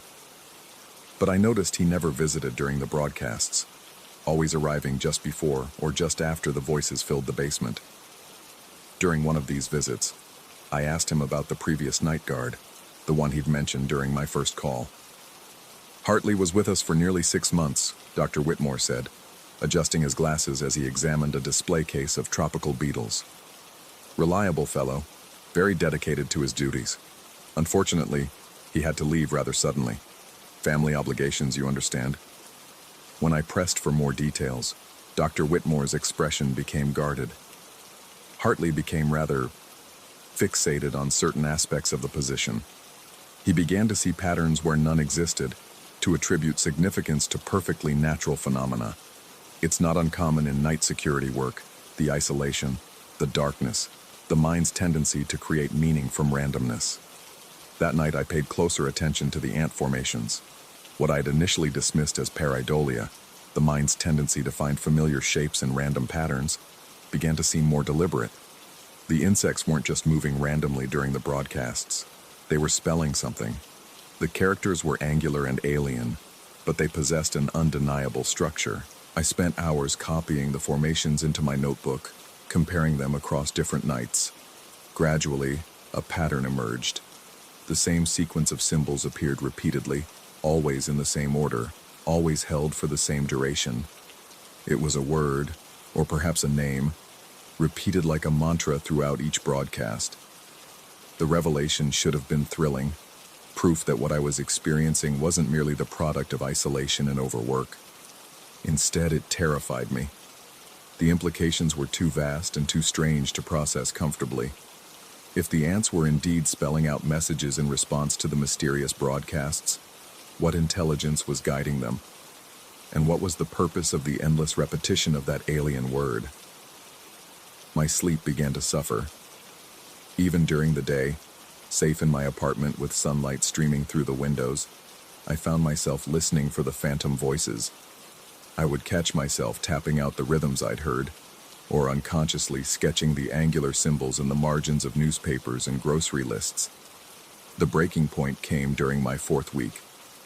I'd arrived for my shift to find the basement flooded with a warm, amber light that seemed to emanate from within the ant farm itself. The entire colony was in motion, every insect moving in perfect synchronization to form not just individual letters, but entire sentences written in that strange, angular script. The broadcasts were different that night, too. Instead of the rapid-fire military cadences I'd grown accustomed to, the voices spoke slowly, deliberately, as if they knew they finally had an audience capable of understanding. And for the first time, I could make out individual words, not in any human language, but in something that bypassed my conscious mind and spoke directly to some deeper understanding. They were giving orders, instructions, a countdown of some kind, though counting toward what remained unclear. The ants responded to each directive with military precision, rearranging themselves into increasingly complex patterns that hurt to look at directly. I found myself standing at the base of the formicarium, my notebook forgotten, my pen frozen in my hand. The amber light pulsed in rhythm with my heartbeat, and the voices seemed to be speaking directly to me now, offering explanations that my rational mind couldn't accept, but that some primal part of my consciousness recognized as truth. The colony wasn't just responding to the broadcasts, it was participating in them. The ants were not mindless insects following chemical trails and biological imperatives. They were soldiers, organized and intelligent, receiving orders from a command structure that existed somewhere beyond the physical confines of their glass prison. And the word they spelled repeatedly, the name I'd been documenting with academic detachment for weeks, wasn't meaningless alien script. It was my name, rendered in a language older than human civilization, repeated like a summons or an invitation.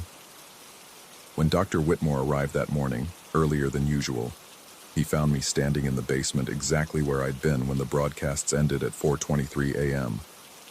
He took one look at my face and nodded slowly, the way someone might nod upon receiving confirmation of long-held suspicions. "You've made contact," he said, and his voice carried neither surprise nor concern. "Hartley lasted 6 months. Patterson before him made it nearly 8. You're the quickest yet. Barely a month." I wanted to ask him about the other guards, about how many men had stood where I was standing, receiving the same terrible understanding that now occupied my thoughts like a living thing. But the questions seemed pointless, their answers already written in the careful way he avoided meeting my eyes. "The position comes with certain responsibilities," Dr. Whitmore continued, "obligations that extend beyond the simple security duties outlined in your initial interview. The colony requires a human intermediary, you understand, someone capable of receiving and interpreting their communications." He gestured toward the formicarium, where the ants had returned to their normal daytime activities, or what I'd once believed were normal activities. Now I could see the subtle patterns in their movement, the way they organized themselves in response to signals I was only beginning to perceive. "You have a choice, of course. You can leave, as Hartley did, as Patterson did before him. Return to your previous life and pretend this month never happened. Though I should warn you that the adjustment can be difficult. The broadcasts don't stop simply because you're no longer present to hear them." I thought about returning to my apartment, to job applications and unemployment benefits and the ordinary struggles of ordinary life. But the amber light still pulsed behind my eyes, and the alien symbols seemed burned into my retinas. The voices had found me, had chosen me, had taught me their language and shown me truths that couldn't be unseen. "Or," Dr. Whitmore said softly, "you can accept your role in this grand design. The colony has been patient, but their patience is not infinite. The countdown you witnessed tonight, they're preparing for something, and they need someone who can understand their needs, who can help them prepare." The morning light was beginning to filter through the basement windows, casting long shadows across the floor. Soon, the museum would open to the public, and visitors would file past the formicarium, marveling at the industrious insects behind the glass. They would see only what they expected to see. A colony of ants going about their biological imperatives, building their tunnels, tending their young. They wouldn't see the intelligence looking back at them through compound eyes. They wouldn't hear the voices that spoke through frequencies beyond human perception. They wouldn't understand that they were looking at soldiers preparing for a war that had been planned for millennia.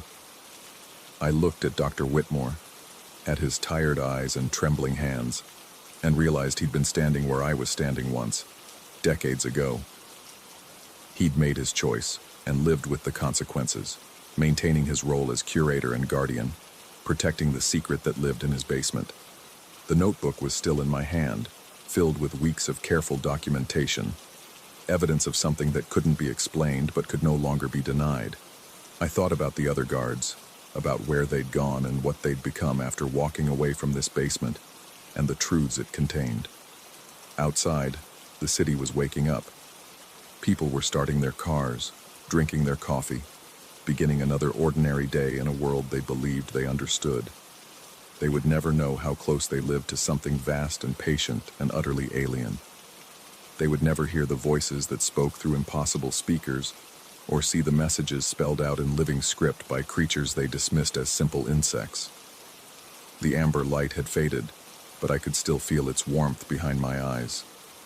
The voices had gone silent, but their echoes remained, promising to return with the next sunset.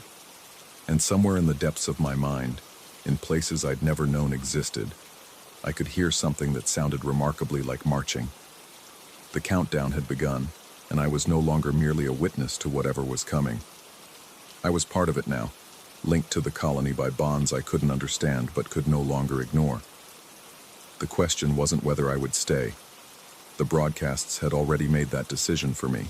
The question was whether I was strong enough to carry the weight of what I'd learned, and what price I'd pay for becoming the intermediary between two worlds that were never meant to touch.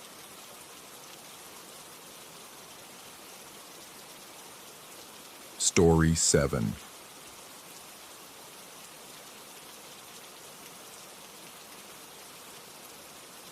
The Sunset Motor Lodge squatted against the Nevada highway like a dying animal, its neon sign flickering erratically in the desert twilight.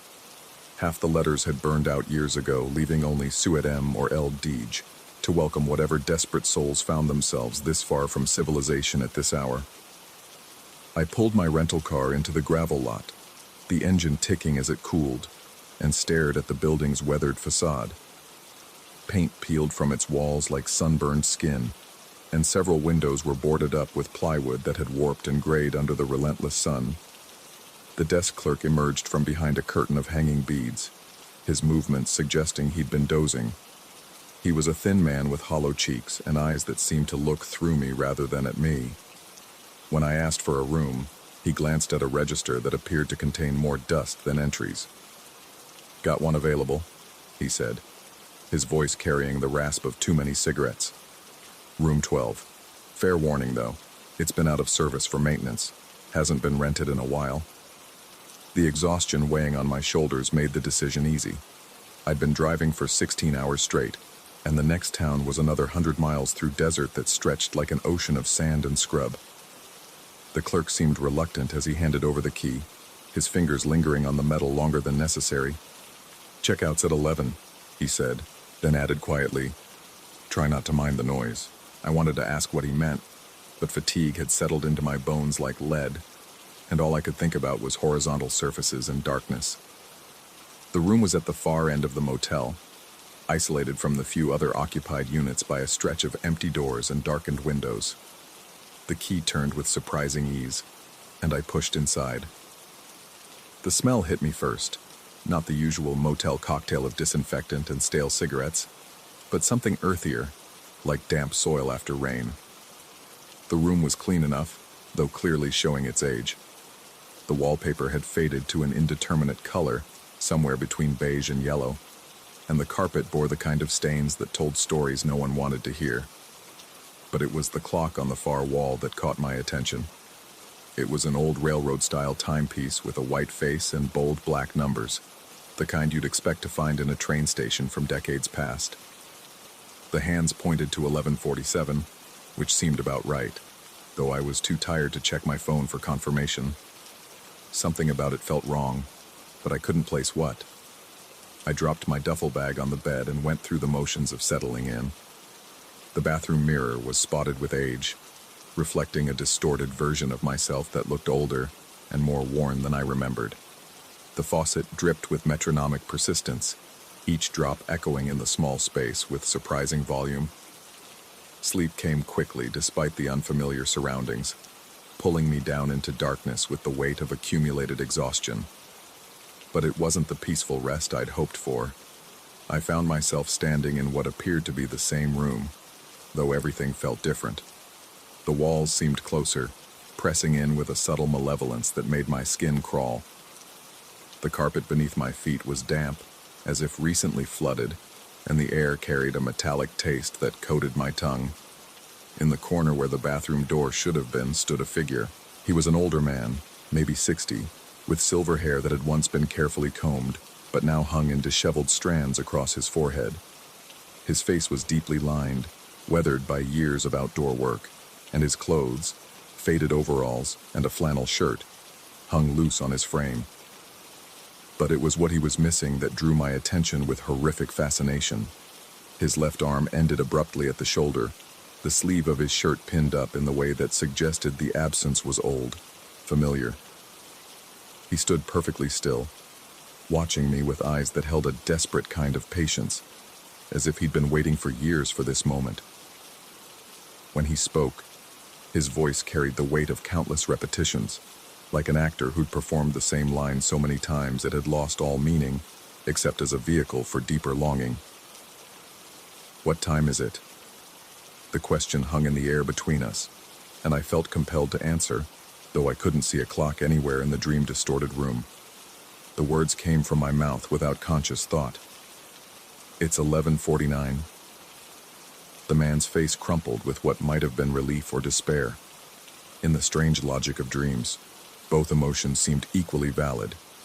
He nodded once, a gesture so filled with gratitude that it made my chest tight, and then began to fade like smoke dispersing in a breeze.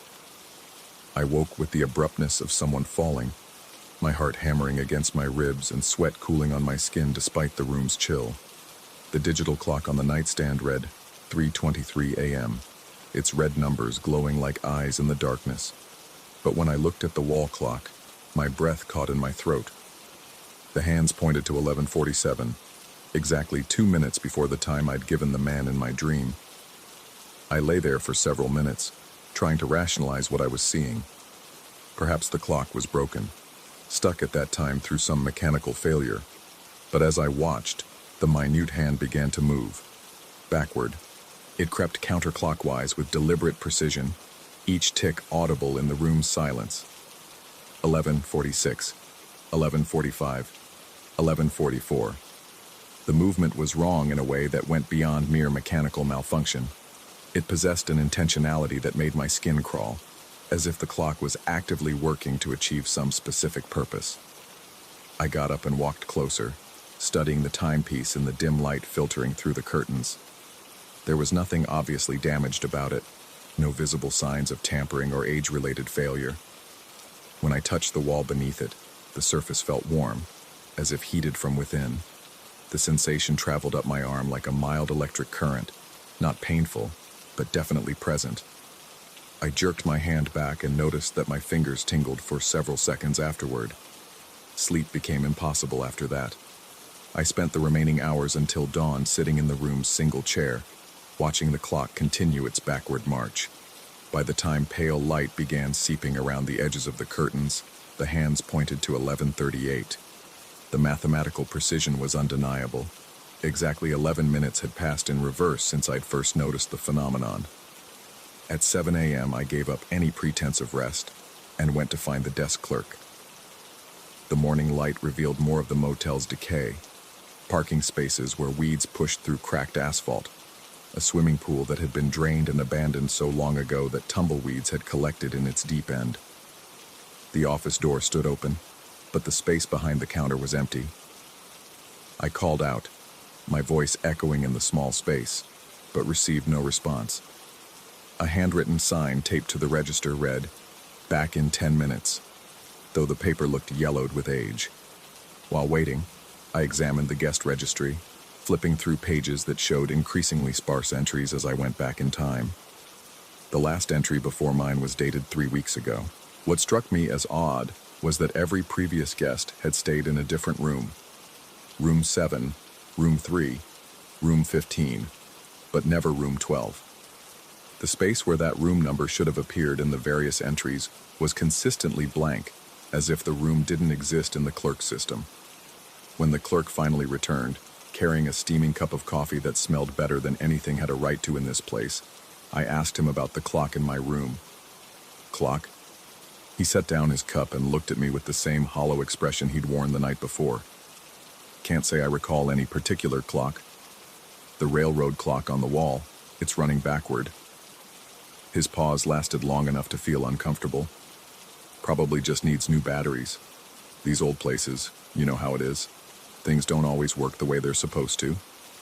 But his eyes suggested he knew exactly what I was talking about, and that new batteries wouldn't solve the problem. I pressed him for more information about the room's history, about why it had been out of service, but he became increasingly evasive.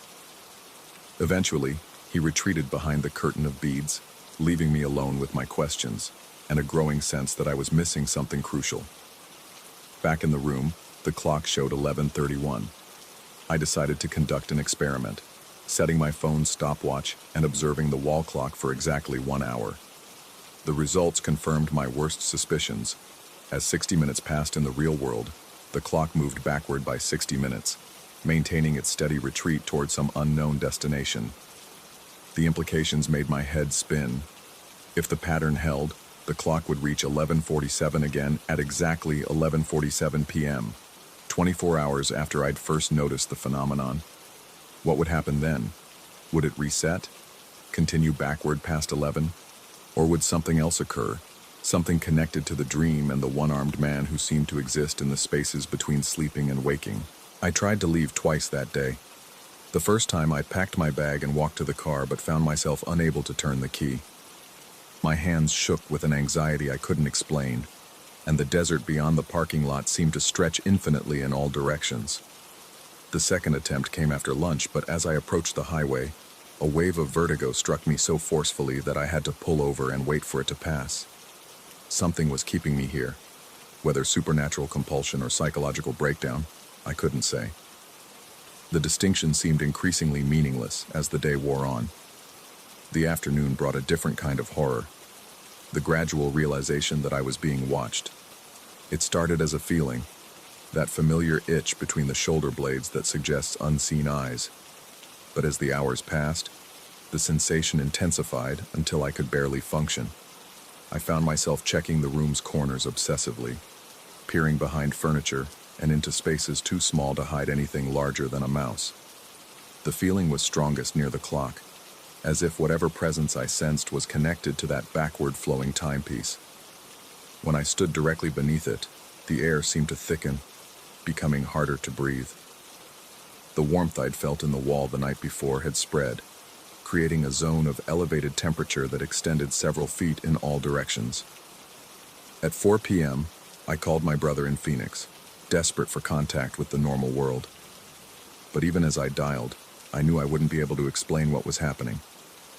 How do you tell someone that time is moving backward in your hotel room? That you're being watched by something you can't see? That a one-armed man from your dreams might be more real than the reality you've always trusted? The conversation was brief and unsatisfying.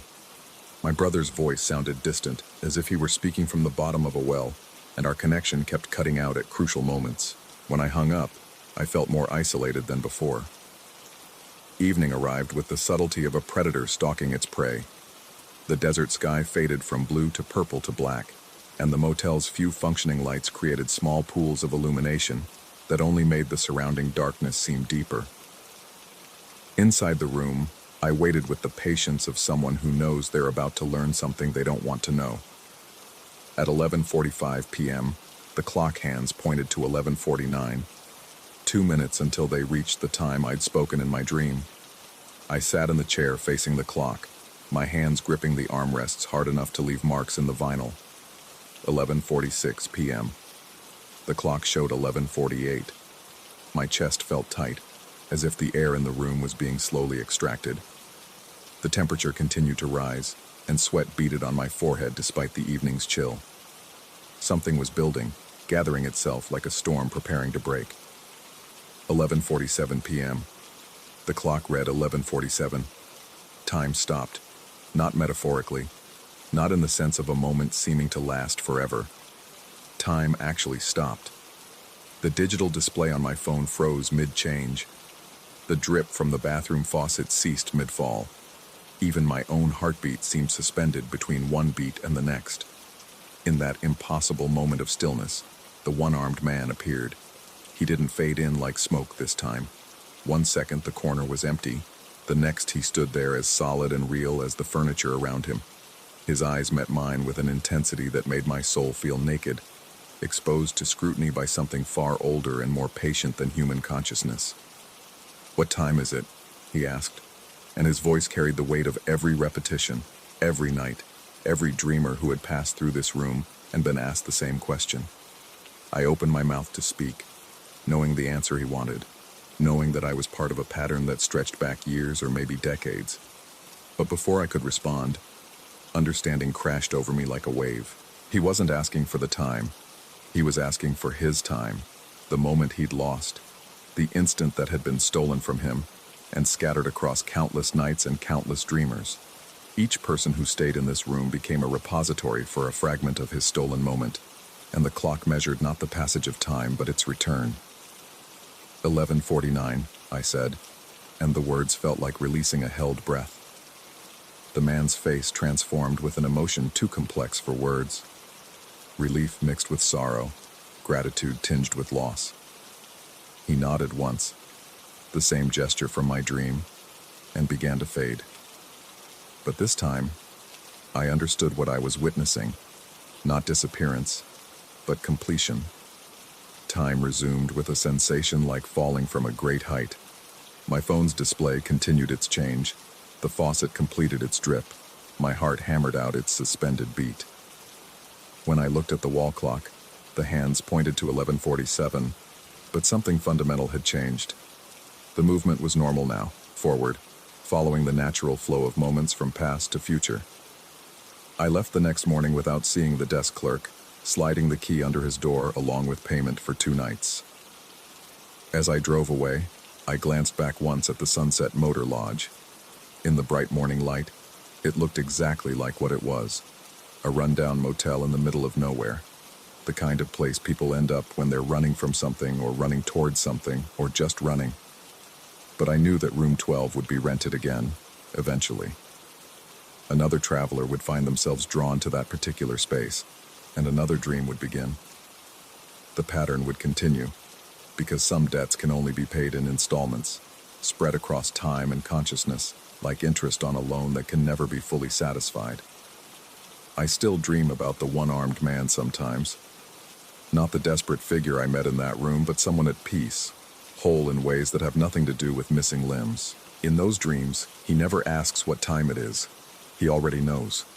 And sometimes, late at night when sleep eludes me, I wonder if what I experienced was real, or if something inside my mind simply broke for a few hours in that desert motel room. The distinction seems less important now than it once did. Reality is more fragile than we like to believe, and time is stranger than we can possibly imagine. The only thing I know for certain is that I'll never again look at a clock without remembering that some moments aren't meant to pass, and some questions aren't meant to be answered by the people who hear them first.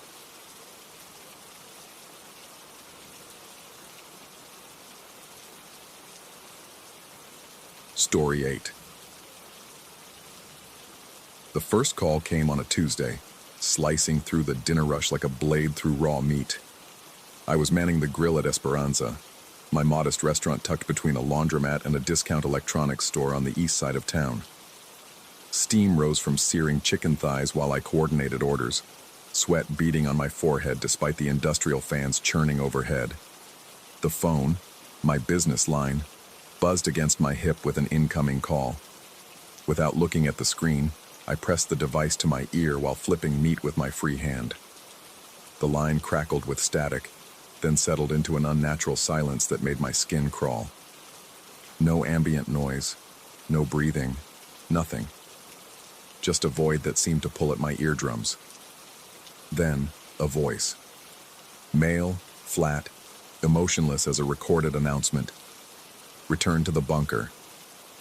The words hit me like ice water. My spatula clattered to the floor and I nearly dropped the phone. The accent was unmistakably from my homeland, the same clipped consonants and rolling vowels I'd spent years trying to soften in my own speech. But something about the intonation felt wrong, mechanical, as if the words were being assembled rather than spoken. I pulled the phone away to check the caller ID.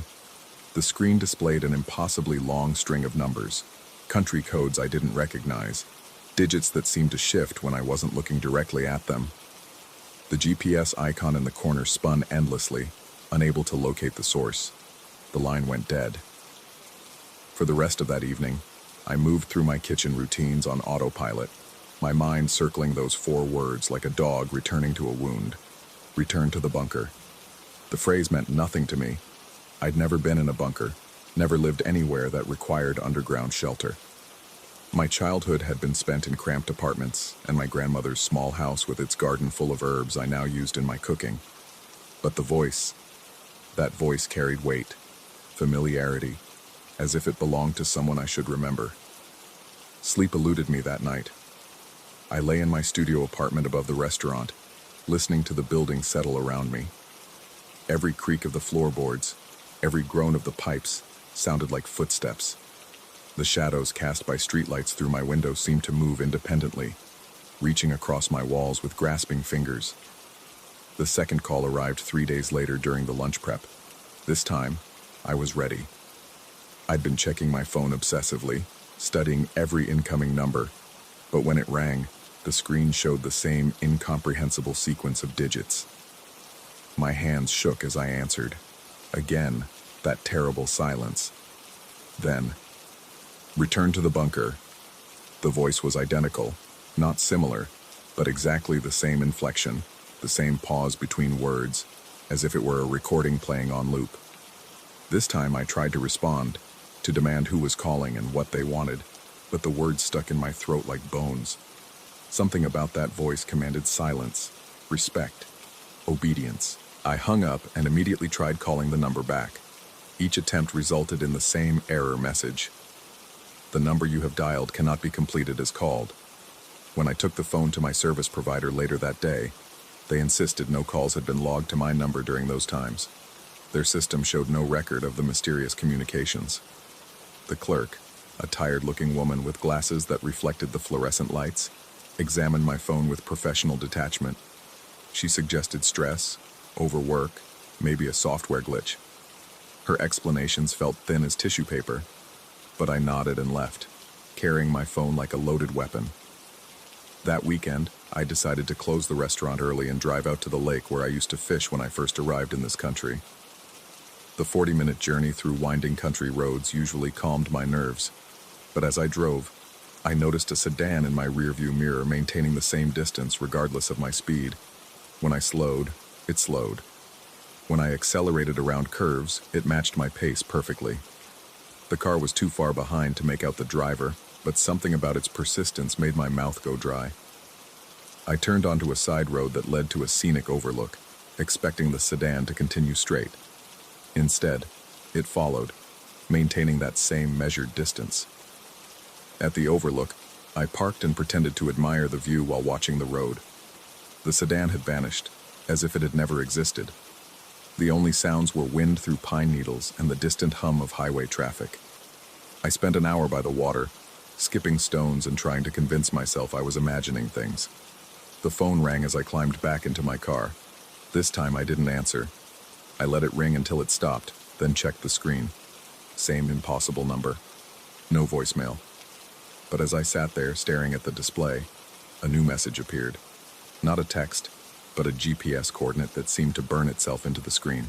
My hands moved without conscious direction, entering the coordinates into my navigation app. The destination appeared as a location about 2 hours south, in a part of the state I'd never visited. The map showed nothing but forest and a small road that seemed to lead nowhere. I drove home instead, but the coordinates haunted me. That night, I researched the location online, finding only vague references to abandoned military installations and forgotten government projects from decades past. Historical records were sparse, buried in digitized archives that required special permissions to access. The calls came more frequently after that. Always the same voice, always the same message, always at moments when I was alone and vulnerable.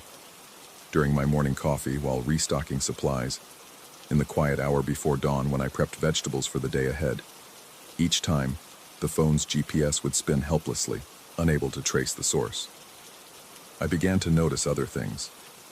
Customers who seemed to watch me too intently, their eyes following my movements around the kitchen through the service window.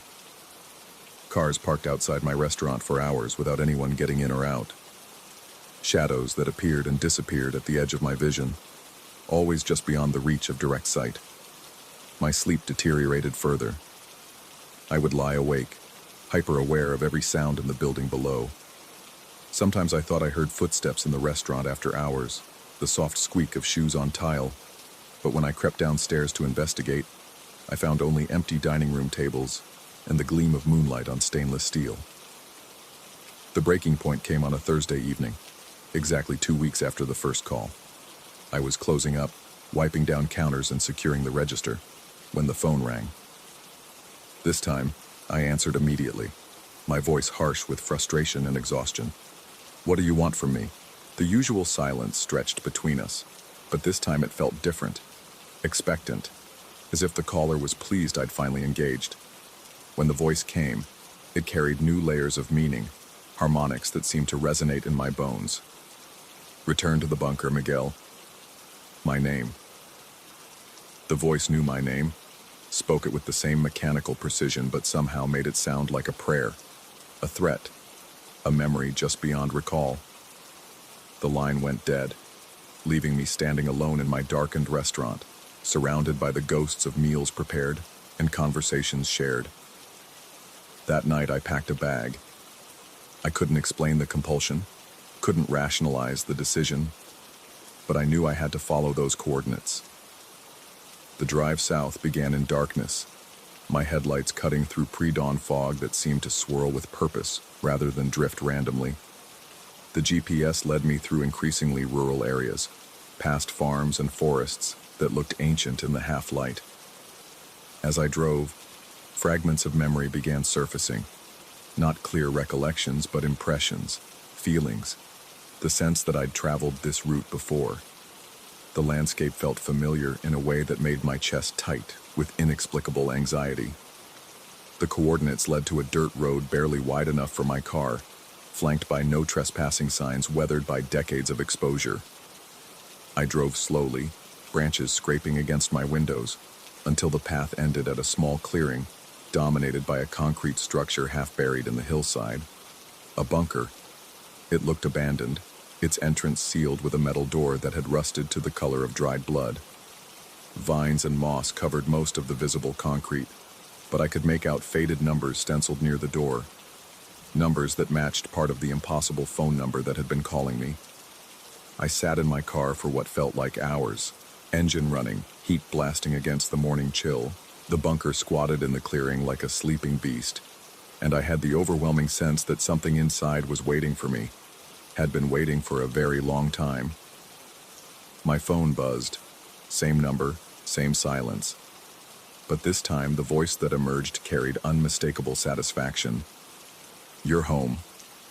As the words faded, I noticed movement at the bunker's entrance. The rusted door was opening, not quickly, but with deliberate mechanical precision, revealing darkness beyond. No one was operating it. It simply opened as if responding to some distant signal. A smell reached me through my closed car windows. Metal and earth and something else. Something organic that spoke to parts of my brain I'd rather keep sleeping. With the smell came a sound, not quite voices, but a rhythmic pattern like breathing, like dozens of people synchronized in sleep. The rational part of my mind screamed warnings, demanded I drive away, call the police, seek help from anyone who would listen. But another part, a part that felt older and more certain, recognized this place. It whispered that I had been here before, that the calls weren't summoning me to somewhere new, but calling me back to where I'd always belonged. I turned off the engine. The silence that followed was complete, absolute, broken only by that rhythmic breathing from within the bunker. My phone showed no signal, no GPS, nothing but the time, 6:23 a.m. As I stepped out of the car, footsteps echoed from the bunker's depths, multiple sets, moving in unison, approaching the entrance. The sound was familiar, comforting in a way that terrified me. I realized I was walking toward the door, my feet moving without conscious command, drawn by something stronger than fear or reason. Behind me, my car door stood open, keys dangling from the ignition. In front of me, the bunker entrance yawned like an open mouth, and from its depths came the voice that had been calling me. But now I could hear it clearly, not from my phone, but from my own throat, speaking words I didn't remember choosing. "Welcome home, Miguel." The darkness reached out to embrace me, and as it did, I wondered if I had ever really left this place at all, or if everything else, the restaurant, the life I'd built, the man I thought I was, had been the real dream, finally coming to an end. The last thing I saw before the darkness claimed me completely was my reflection in the bunker's metal door. Not the face of a chef, not the face of an immigrant who had built a new life, but the face of someone who had always belonged here, who had simply been away far too long. The door closed behind me, with a sound like a sigh, and somewhere in the distance, a phone began to ring. Story 9. The sledgehammer felt heavier with each swing, but the satisfaction of destruction kept my arms moving. 37 years of water damage and neglect had turned my grandmother's bathroom into a breeding ground for rot, and I was finally doing something about it.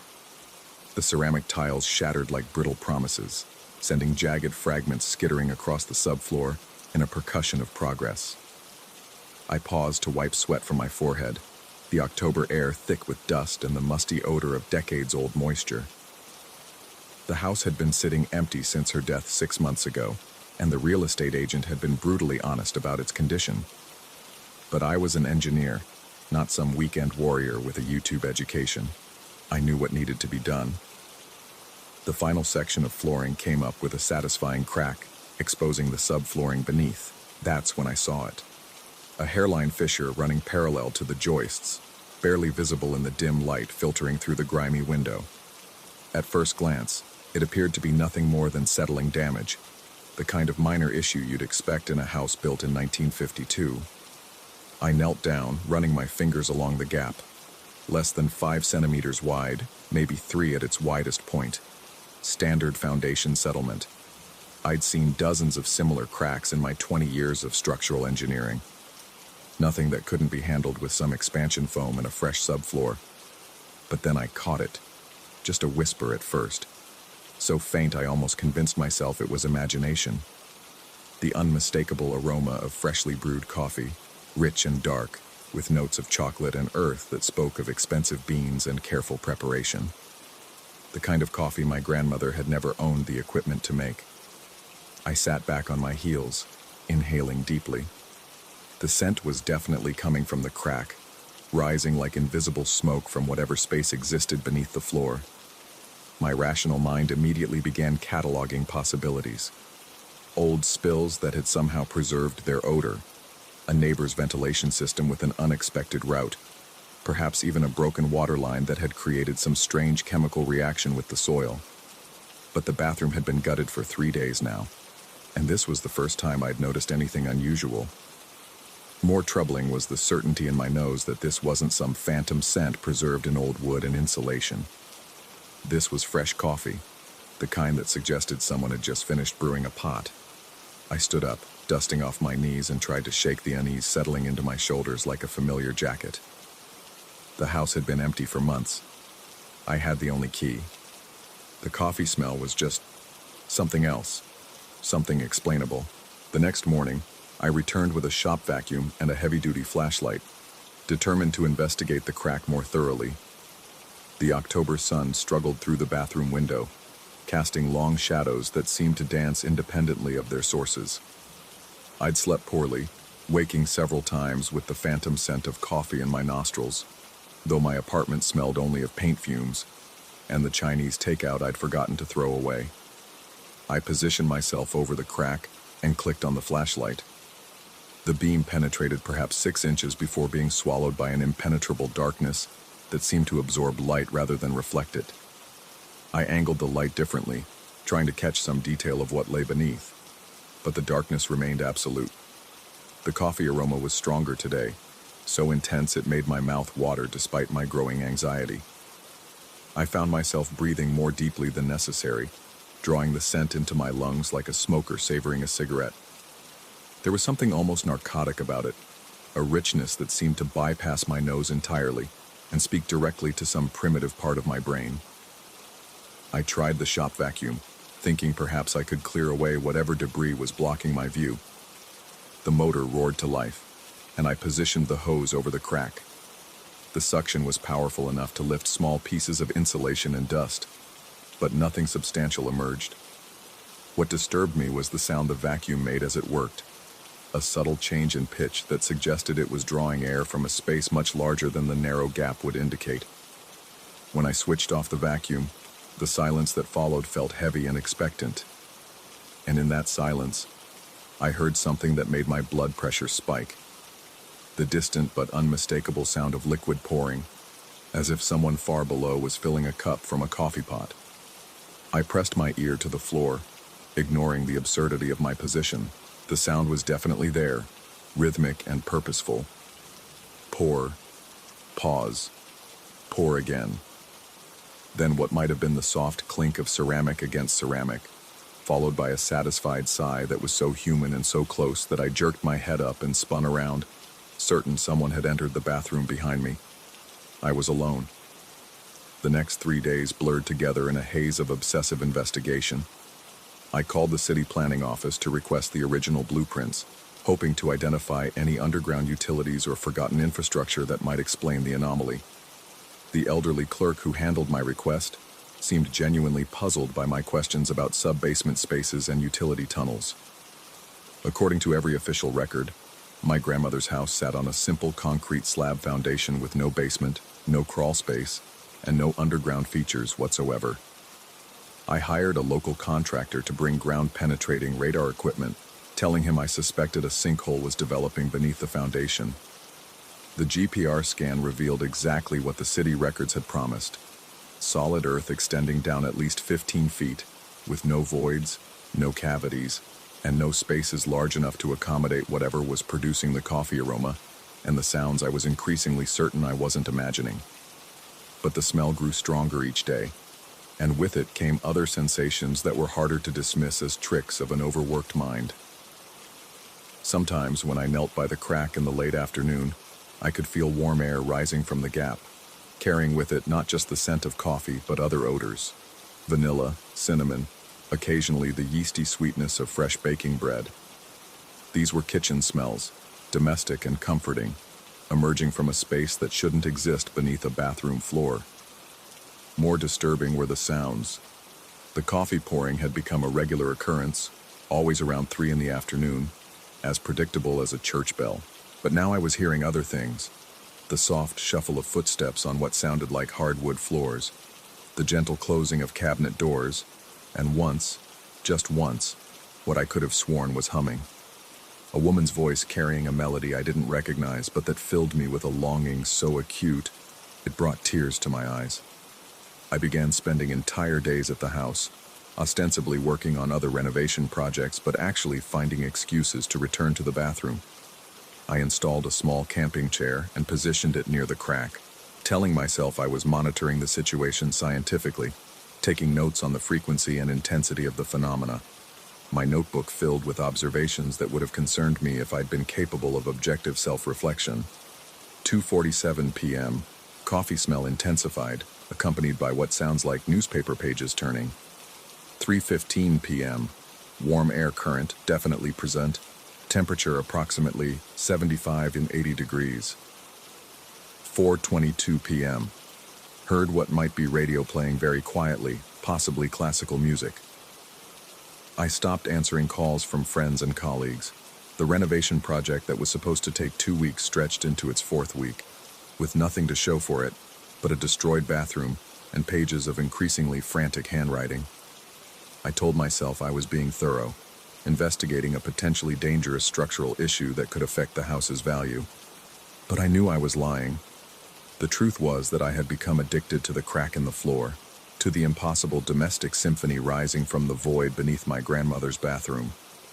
I would arrive each morning with a thermos of my own coffee, bitter instant stuff that tasted like cardboard compared to whatever was being brewed in the space below, and spend hours listening to the ghost life happening in a place that couldn't exist. The breakthrough, if it could be called that, came on a Thursday evening in early November. I had been sitting by the crack for nearly 4 hours, my notebook balanced on my knee, when I heard something that stopped my breath. The distant but unmistakable sound of a telephone ringing. Not a modern cell phone's electronic chirp, but the honest brass bell of an old rotary phone, the kind my grandmother had kept in her kitchen until the day she died. The ringing stopped after 6 rings, followed by the click of someone answering. I couldn't make out words, but I could hear the rhythm of conversation, the rise and fall of a woman's voice speaking in warm, animated tones. She laughed at something, a sound so genuine and joyful that I found myself smiling in response. Then I heard something that sent ice water through my veins. The woman said something that ended with a sound I knew. My name. Just the last syllable, but unmistakable. She was talking about me. I pressed my ear harder against the floor, straining to hear more, but the conversation had ended. The silence that followed was different from before, not empty, but expectant, as if someone below was listening just as intently as I was. I began to speak to the crack. At first, just tentative whispers. Hello? Can you hear me? When there was no response, I grew bolder, sharing details about the renovation, about my plans for the house, about my grandmother, and the memories I had of visiting her as a child.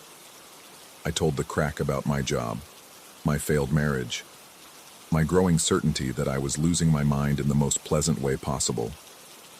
The responses were subtle but definite. When I spoke, the coffee smell would intensify, as if whoever was below was paying closer attention. Sometimes I heard what might have been footsteps moving closer to my position. Once, when I mentioned being hungry, the aroma of fresh bread became so overwhelming that I had to leave the bathroom to avoid fainting. I started bringing offerings, fresh flowers that I placed around the crack, small trinkets from my grandmother's house that I thought might be appreciated. The next day, the flowers would be gone, not wilted or dried, but simply vanished, leaving only their faint perfume mixed with the ever-present coffee scent. My rational mind staged regular rebellions against this new reality. I would drive home in the evening, convinced I had suffered some kind of breakdown, planning to call a therapist and have the crack professionally sealed. But each morning found me back at the house, drawn by a gravitational pull that felt stronger than logic or self-preservation. The investigation tools multiplied.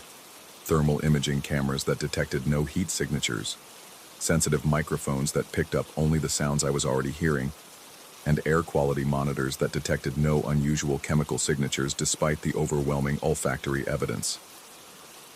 Every device confirmed that nothing unusual was happening beneath my grandmother's bathroom floor.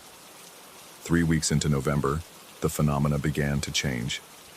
The domestic sounds became more frequent and more intimate. Shower water running, hairdryer humming, the soft rustle of clothing being folded. These were bathroom sounds, as if the impossible space below had rearranged itself to mirror the room above. Sometimes I heard what sounded like makeup containers being opened and closed, the whispered friction of a brush against skin. More troubling was my growing certainty that I was being watched, not malevolently, but with the intense attention of someone studying a fascinating specimen. When I worked near the crack, the hair on the back of my neck would rise, and I would find myself glancing over my shoulder at shadows that seemed to shift when I wasn't looking directly at them. I began to leave questions written on small pieces of paper, weighted down with stones near the crack. Who are you? What do you want? How long have you been here? The papers would disappear overnight, though I never found evidence of how they were being taken. Wind seemed an inadequate explanation for papers vanishing from inside a closed house. The responses came in dreams that felt more real than my waking hours. I would see a woman with my grandmother's hands, but a younger face, moving through rooms that resembled my grandmother's house but were somehow more colorful, more warm, more alive than the faded reality I remembered. In these dreams, she would pour coffee into delicate china cups and smile at me with eyes that held depths I couldn't fathom. She never spoke in the dreams, but I understood that she had been waiting, not just for weeks or months, but for years, decades even, for someone to notice the crack, to hear the sounds, to breathe in the coffee-scented air that was her only means of communication with the world above. When I woke from these dreams, the taste of perfect coffee would linger on my tongue for hours. December arrived with an early snowfall that left the house feeling more isolated than ever. I had stopped pretending to work on any other part of the renovation. My days consisted entirely of sitting beside the crack, notebook in hand, documenting every sound, every scent, every subtle change in temperature or air pressure. My handwriting had deteriorated into an increasingly frantic scrawl that I sometimes couldn't read when I tried to review my notes. The phenomena were reaching a crescendo that both thrilled and terrified me. I could now hear not just coffee being poured, but entire meals being prepared.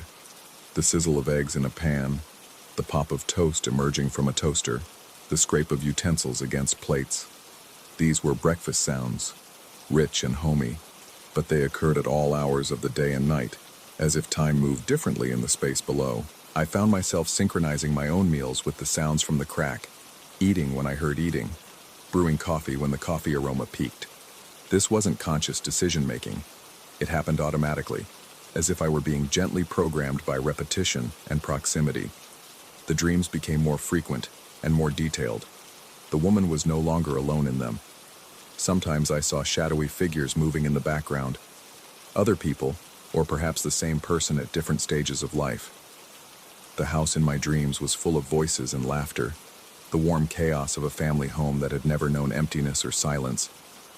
But when I woke, I was always alone in my grandmother's cold, half-demolished bathroom, staring at a crack in the floor that logic insisted could not contain the universe of sound and scent that seemed to pour from it endlessly. On December 15th, 3 months after first discovering the crack, I made a decision that felt both inevitable and terrifying. I would enlarge the opening. If there was something beneath the floor, I would find it. If I was losing my mind, I would at least have definitive proof of my mental breakdown. I positioned my smallest sledgehammer carefully, aiming for the narrow gap. But as I raised the tool, the coffee aroma became so intense that it was like breathing liquid caffeine. The air around the crack shimmered with heat waves that shouldn't have existed in the cold December air. And from below came a sound that stopped me cold. Rapid, desperate knocking, as if someone was pounding on the underside of the floor trying to warn me away. I lowered the hammer, my hands shaking. The knocking stopped immediately, replaced by a silence so complete it felt like a held breath. Then, rising from the crack like a prayer, came the sound of sobbing. Quiet, heartbroken, and utterly human. I knelt beside the gap and whispered the question that had been growing in my mind for weeks. Are you trapped? The sobbing stopped. The silence stretched for so long that I began to think I had imagined the entire exchange. Then, so softly I might have convinced myself it was the wind, if I hadn't been listening with every cell in my body, came a single word. Yes. I sit here now, writing this account as snow falls past the bathroom window, the crack still unopened at my feet. The coffee smell has faded to barely a whisper, and the sounds from below have stopped entirely. I think my question frightened her, or me, or whatever mechanism in my brain has been generating this elaborate hallucination for the past 3 months. Tomorrow I will either swing the sledgehammer and discover what lies beneath my grandmother's bathroom floor, or I will call a psychiatric professional and begin the long process of putting my mind back together. Tonight, I honestly don't know which outcome terrifies me more. The only certainty is that I can no longer tell the difference between salvation and madness, between the impossible and the inevitable. All I know is that somewhere in the darkness below, someone is waiting for my decision, breathing the scent of perfect coffee into a world that insists she cannot exist. And in the growing silence, I'm beginning to suspect that maybe existence was never the right question to ask. Story 10. The first marble rolled at 2:47 a.m. I know the exact time because I'd been staring at the clock on my monitor, waiting for the render to finish. 3 hours into what should have been a quick audio polish for the new level, and my eyes burned from the blue glow of too many open windows. The apartment was tomb quiet except for the persistent hum of my workstation's fans and the distant rumble of late-night traffic 7 floors below. Then I heard it, a distinct, deliberate roll across the wooden surface of my desk. Glass against grain, smooth and measured, like someone had placed a marble at one edge and let gravity guide it to the other. I lifted my head from my hands and scanned the cluttered workspace. Empty energy drink cans, scattered USB drives, a tangle of audio cables, and my mechanical keyboard with its missing spacebar cap, but no marbles. Nothing that could roll. Nothing that could make that sound. The render completed with a soft chime, and I exported the file automatically, muscle memory guiding my fingers through the familiar sequence. As soon as the progress bar disappeared, the rolling sound returned. Deliberate, unhurried, right to left across the exact center of my desk. My chair creaked as I leaned back, the leather worn smooth from countless late nights like this one. The sound stopped immediately, as if responding to my movement. I remained motionless for several minutes, listening to the building's nocturnal symphony, pipes settling, neighbors shifting in their sleep, the elevator's occasional mechanical sigh. But no more rolling. I returned to work, loading the next audio file into my editing software. The game's publisher had moved the deadline up by a week, and I'd been pulling 16-hour days to compensate. The stress was getting to me, clearly. Auditory hallucinations weren't uncommon among people suffering from sleep deprivation and excessive caffeine intake. I'd read about it in some forum thread months ago, but when I closed the audio program to check my email, the rolling returned.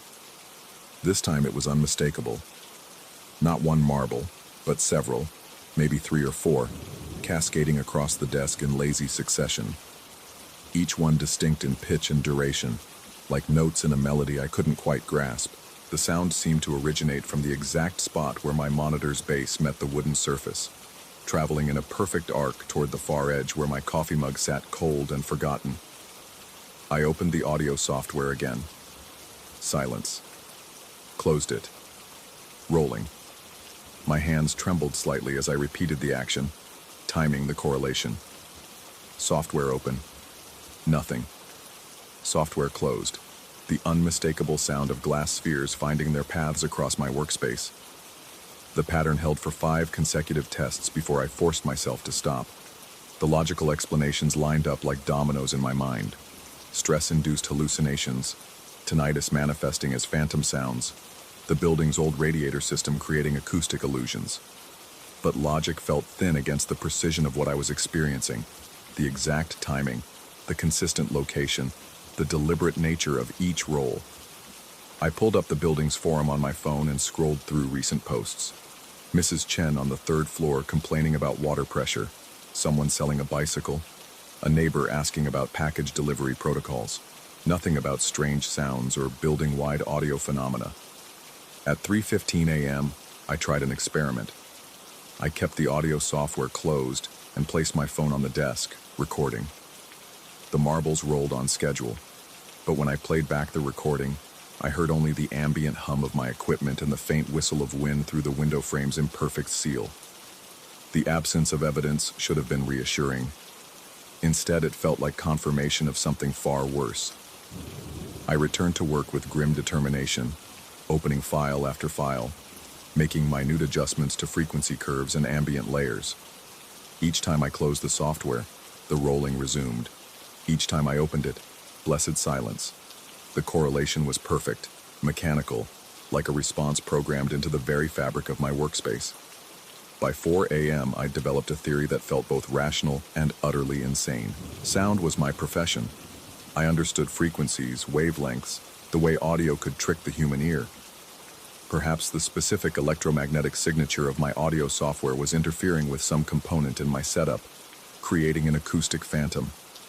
A standing wave bouncing between my monitors and the wall. Resonance in the desk's wood grain activated by the software's processing load. I spent 20 minutes checking every cable connection, every piece of equipment. I moved my laptop to the kitchen table and opened the audio software there. No rolling. I brought it back to my desk and tried again.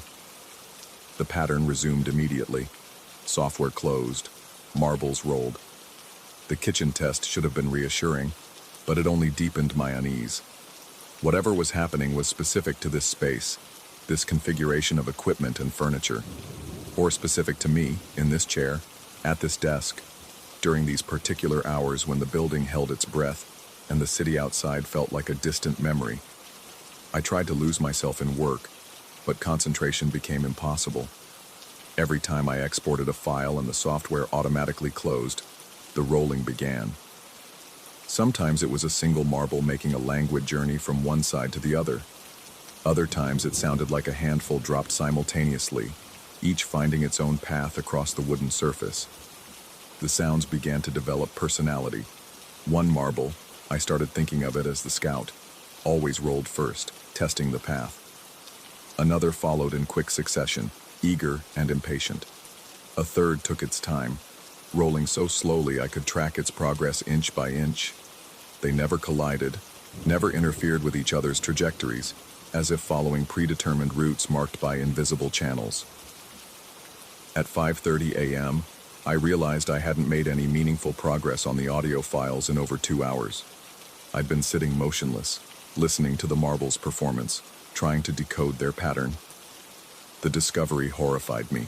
I was becoming an audience to something that shouldn't exist, finding meaning in sounds that left no trace. I forced myself to focus, opening 3 files simultaneously and working on them in rapid succession.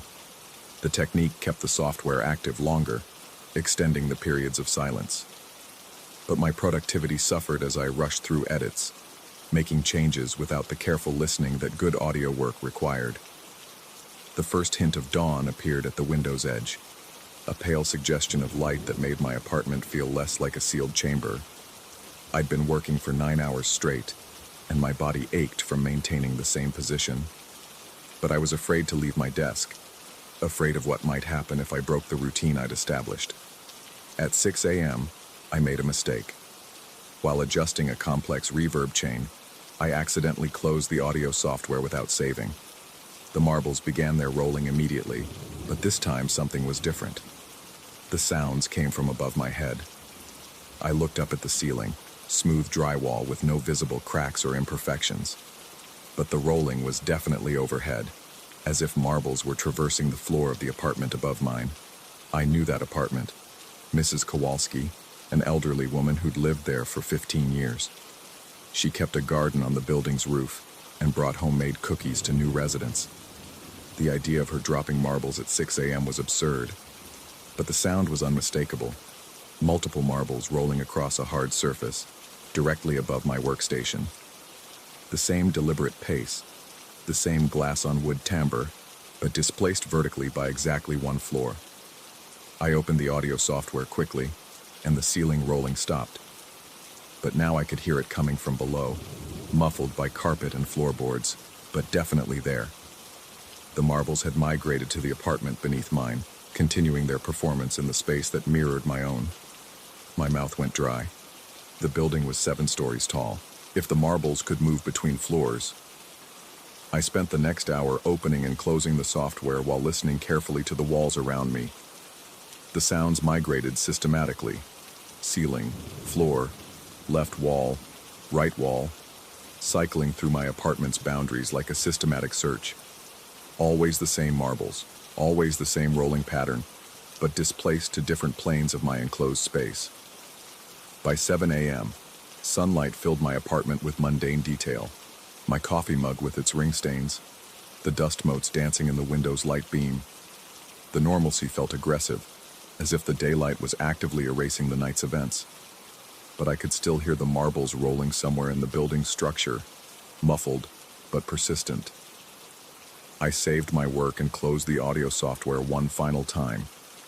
The rolling began immediately, but now it seemed to come from everywhere at once. Above, below, within the walls themselves. The building had become a resonance chamber, and I was sitting at its exact center. My phone buzzed with a text from the game's producer, asking about my progress.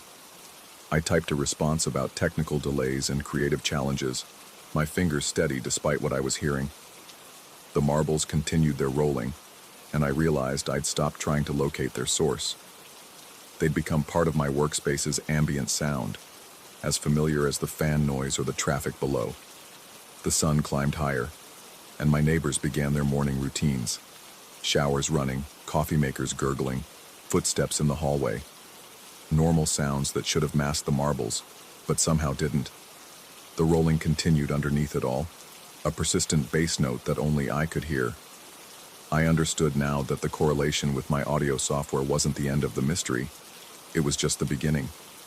Something in my workspace had learned to respond to my work patterns, to anticipate my software usage, to move through the building's structure like sound through an instrument, or I was losing my mind with mathematical precision. I looked at my computer screen, where 17 audio files waited for editing. The deadline was tomorrow. I had a choice to make: abandon my work and seek help for what might be a serious psychological episode, or continue working and accept the marbles as part of my creative process. I opened the first file, and silence settled over my apartment like a held breath. But in that silence, I could feel something waiting. Patient, ready to resume its rolling the moment I finished my work. My fingers found the keyboard and I began to edit. Somewhere in the building's bones, the marbles waited their turn. And for the first time since this began, I wasn't entirely sure I wanted them to stop.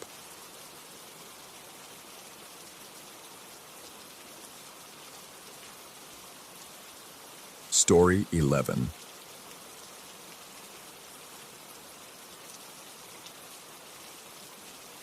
The morphine had worn off 3 hours ago, leaving me suspended in that peculiar limbo between sleep and consciousness that recovery demands. My abdomen throbbed with each breath, the surgical incision pulling tight against the gauze beneath my pajamas. The digital clock on my nightstand glowed an accusatory 5:53 a.m., its red numerals boring into my retinas like twin embers in the pre-dawn darkness. That's when I heard them. Footsteps. Slow, deliberate, ascending the staircase that connected my half of the duplex to the vacant unit above. Each footfall landed with the weight of someone trying not to be heard, yet unable to avoid the telltale creaks of the old wooden steps. The sound drifted through the thin walls with crystalline clarity, as if the person, or thing, making them wanted to be noticed. I held my breath, counting the steps. 1, 2, 3. The rhythm was hypnotic, almost ceremonial, each footfall separated by exactly 3 seconds of silence. My heart hammered against my ribs, sending fresh waves of pain through my healing incision. The unit upstairs had been empty for 6 months. Mrs. Chen, the landlord, had mentioned it during one of her perfunctory check-ins after my surgery. No showing scheduled, she'd said. The previous tenant had left suddenly, abandoning most of his belongings. Something about a family emergency that required immediate relocation. 4, 5, 6.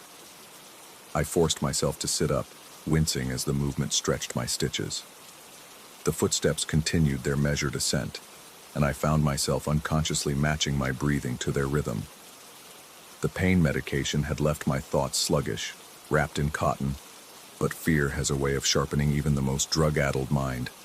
7, 8, 9. The footsteps paused.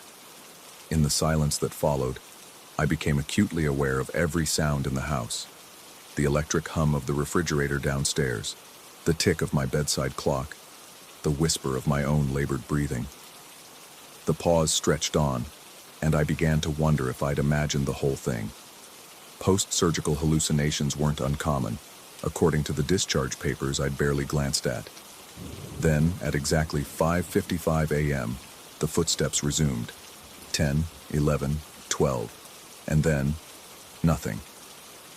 I waited, muscles tensed, for the 13th step that never came. The silence that followed felt pregnant with possibility, as if the very air was holding its breath. My rational mind supplied explanations: settling wood, temperature changes, the building's old bones adjusting to the approaching dawn. But my gut, that primitive part of the brain that evolution hadn't quite managed to civilize, whispered darker possibilities. 20 minutes passed before I worked up the courage to investigate. The stairs were steep and narrow, built in an era when people were smaller and less concerned with accessibility. I gripped the handrail with white knuckles, taking each step slowly to avoid aggravating my incision. The wood creaked under my weight, producing sounds remarkably similar to what I'd heard earlier. Perhaps that was all it had been. The house settling, my fevered imagination supplying the human element. I almost convinced myself of this until I reached the landing and saw the footprints. They were subtle at first, barely visible in the dim light filtering through the small window at the top of the stairs. But as my eyes adjusted, they became unmistakable. The faint outline of shoe soles, marked in what appeared to be white powder. The prints started at the bottom of the staircase and climbed steadily upward, each one perfectly formed and evenly spaced. My blood ran cold as I recognized the substance: surgical powder, the same sterile, talc-like material that had coated the gloves of my surgeon, that had dusted my hospital gown, that still clung to the corners of my discharge paperwork like ghostly fingerprints. I counted the prints twice, my fingers trembling as I traced their path. 12 distinct impressions, each one slightly fainter than the last, as if whoever, or whatever had made them, was gradually becoming less substantial with each step. The final print rested precisely on the 12th step, and beyond it, nothing. The 13th step was pristine, its dark wood surface unmarked by even a speck of dust. I knelt beside the prints, ignoring the screaming protest from my abdomen. The powder felt familiar between my fingers, bringing back sense memories of fluorescent hospital corridors and the antiseptic smell of operating rooms. But there was something else, something underneath the clinical sterility that made my stomach churn. A smell like copper pennies and stagnant air, like something that had been sealed away for too long. The logical part of my mind scrambled for explanations. Perhaps the previous tenant had worked in a hospital.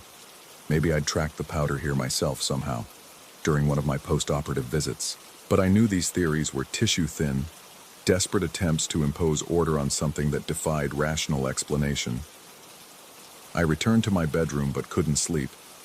Every creak of the settling house sounded like footsteps. Every shadow seemed to shift and writhe in my peripheral vision. The surgical pain that had been my constant companion since the operation now felt like a gateway, a weakness in my defenses that something could exploit. The next morning brought no relief. In the harsh light of day, the footprints were still there, though they seemed fainter somehow, as if they were slowly being absorbed by the wood itself. I called Mrs. Chen, trying to keep my voice steady as I asked about the building's history. Had there been any unusual incidents? Any complaints from previous tenants? Her response chilled me more than the silence of the empty unit above. The previous tenant, she admitted reluctantly, had been a surgical technician at the local hospital.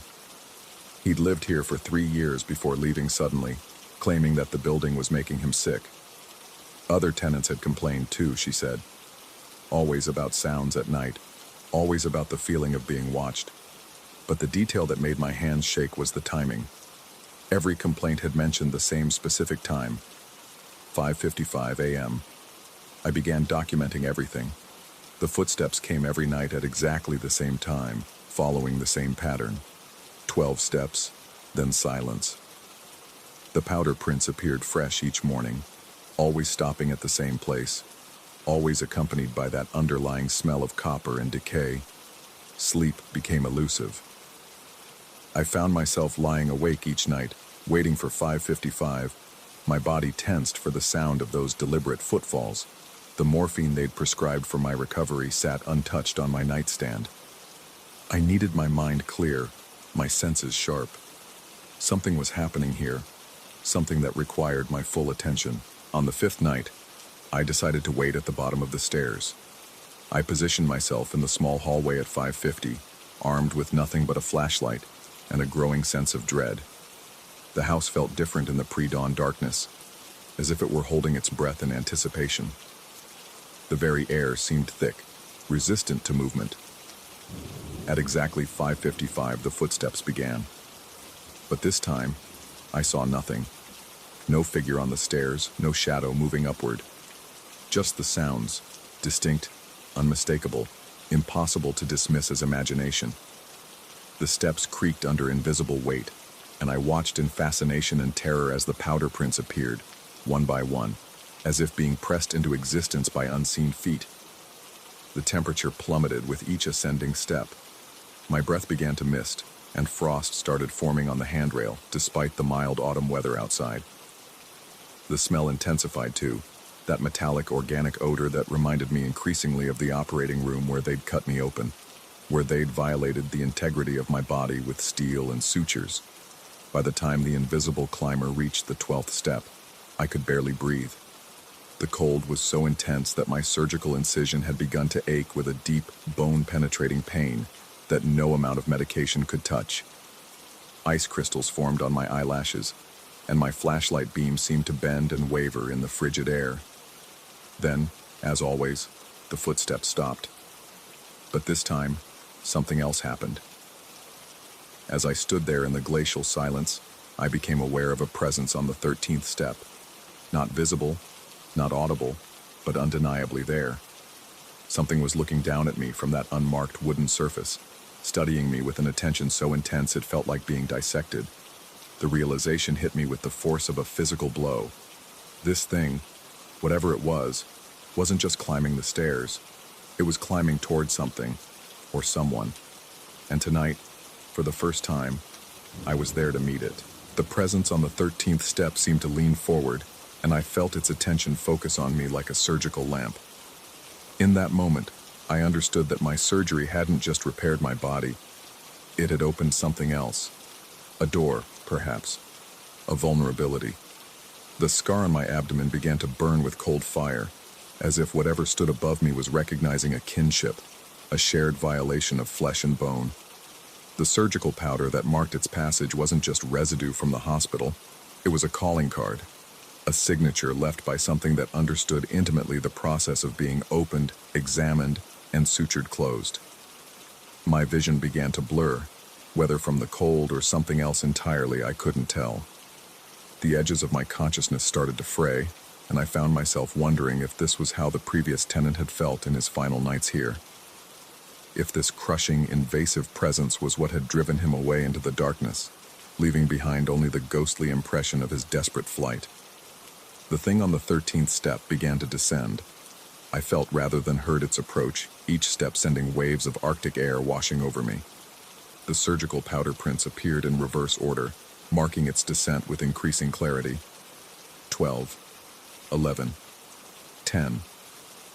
Each footfall brought the presence closer, and with it came the growing certainty that this encounter would change me in ways I couldn't yet comprehend. My incision burned like molten ice, and I realized with dawning horror that the pain wasn't just psychosomatic. Something was happening to my scar, something that felt like being slowly unstitched by invisible fingers. The sensation was simultaneously agonizing and strangely familiar, as if my body remembered this violation from somewhere deeper than conscious memory. 9, 8, 7. The thing was almost upon me now, its presence so overwhelming that I could taste copper on my tongue and feel the phantom touch of surgical gloves against my skin.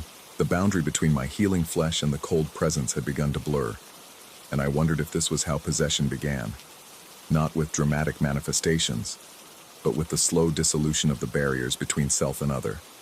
6, 5, 4.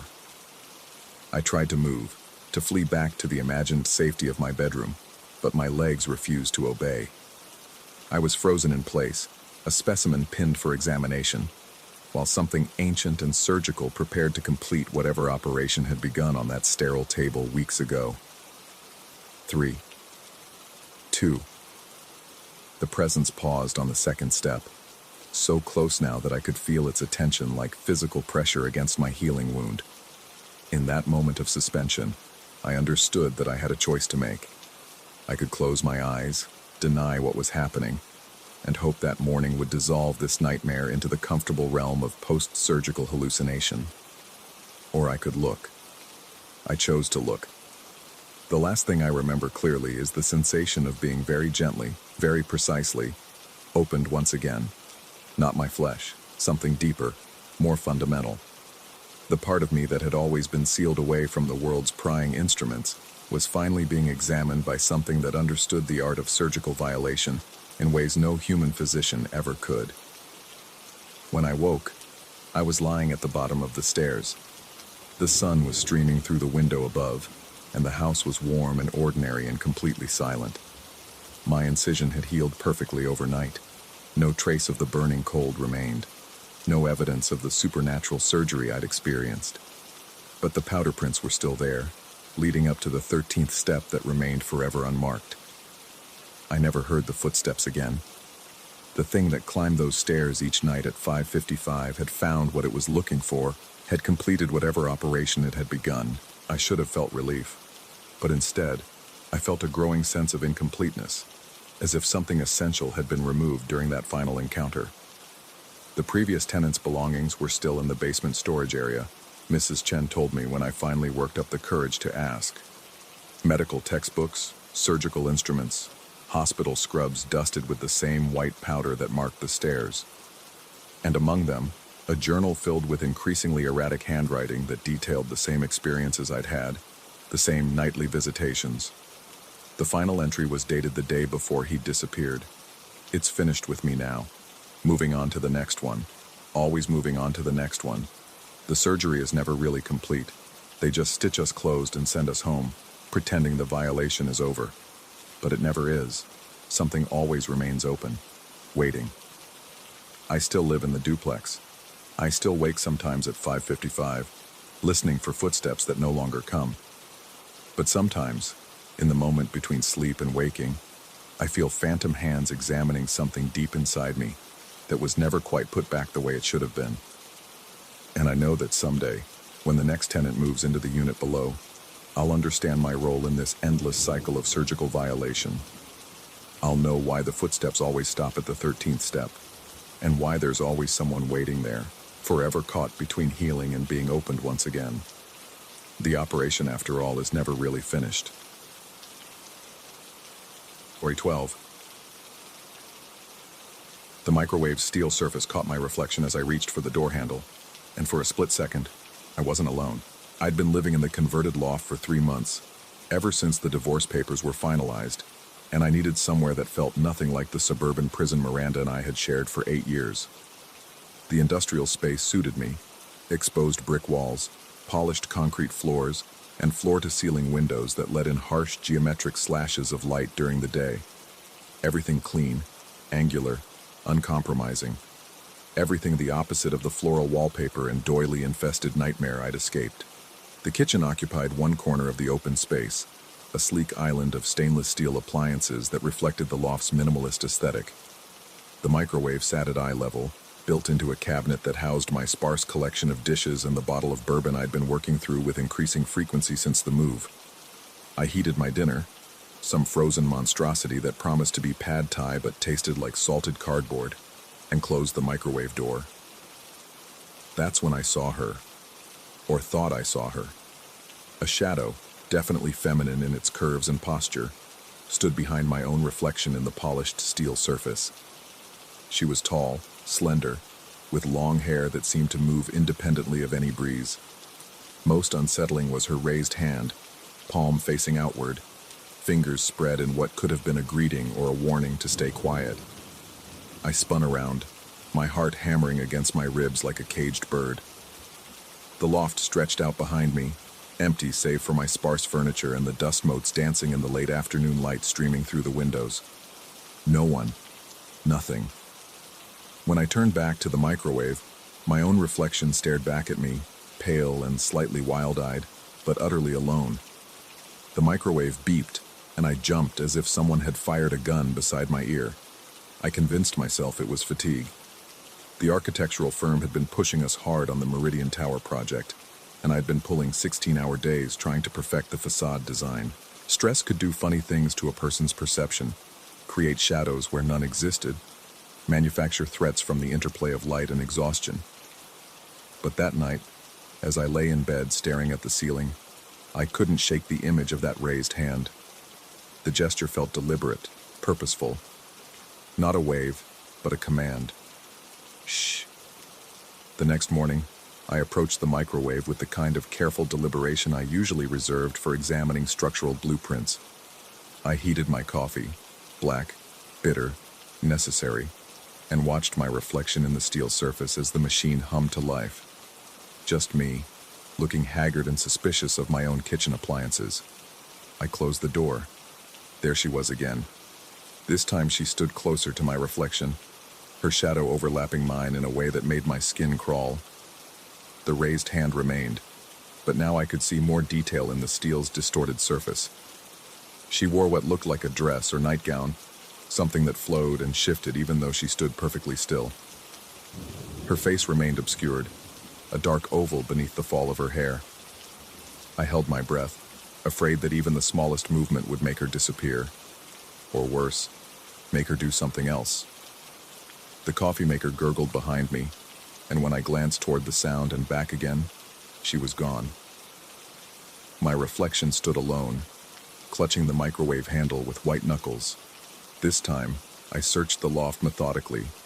I checked every corner, every shadow, every possible hiding place.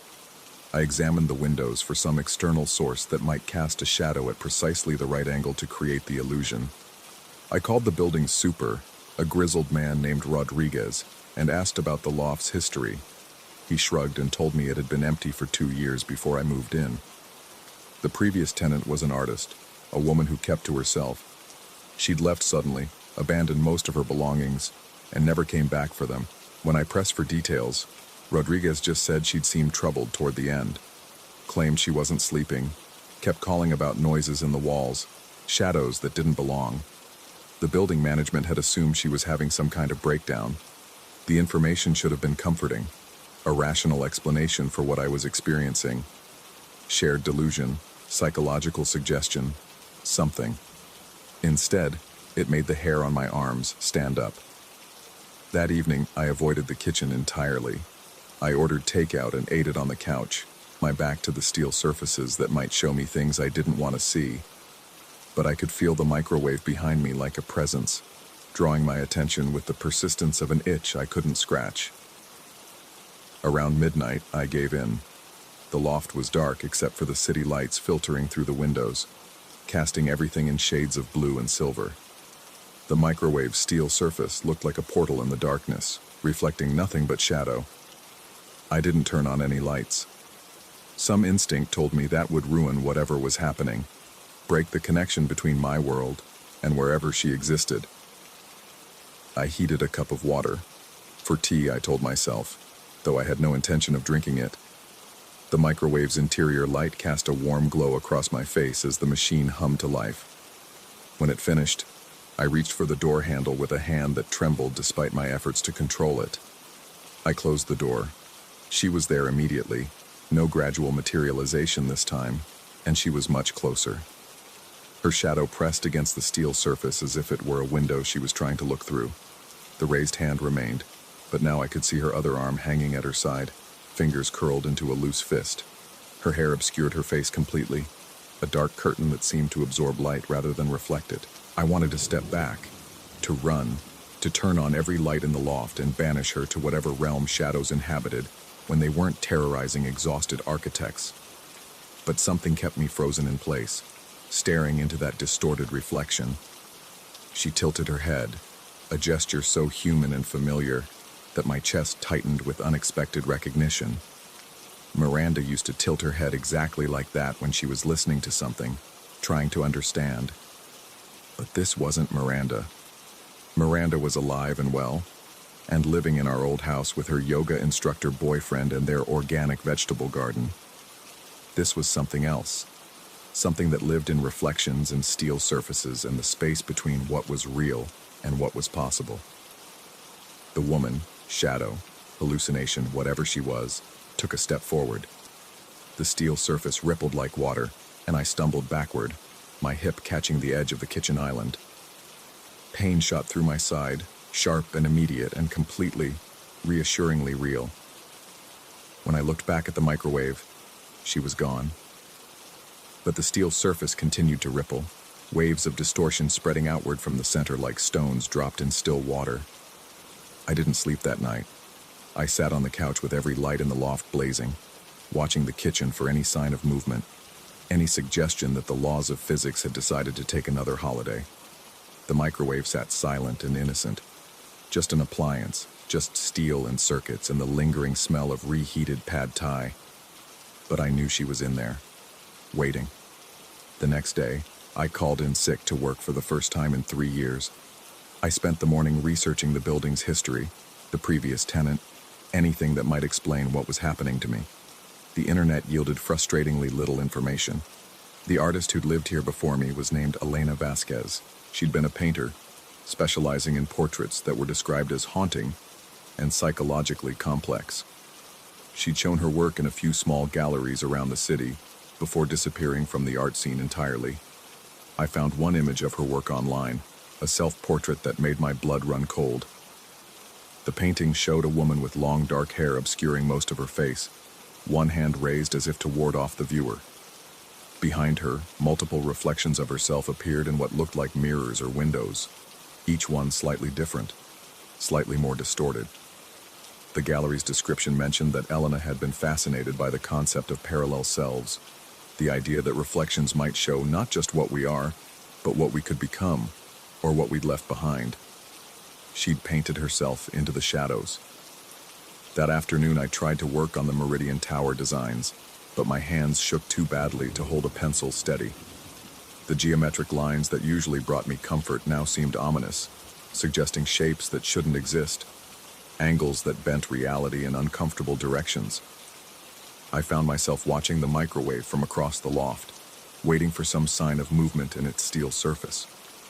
The rational part of my mind insisted that I was having some kind of nervous breakdown, that the stress of the divorce and the new job and the isolation had finally caught up with me.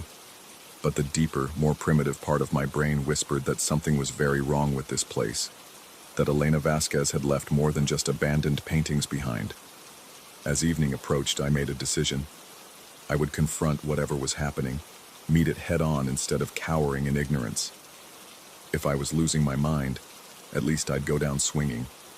If something supernatural was actually occurring, I needed to understand what it wanted. I waited until the loft was dark again, then approached the microwave with the kind of grim determination I imagined soldiers felt walking into battle. I heated another cup of water, watching my reflection in the steel surface.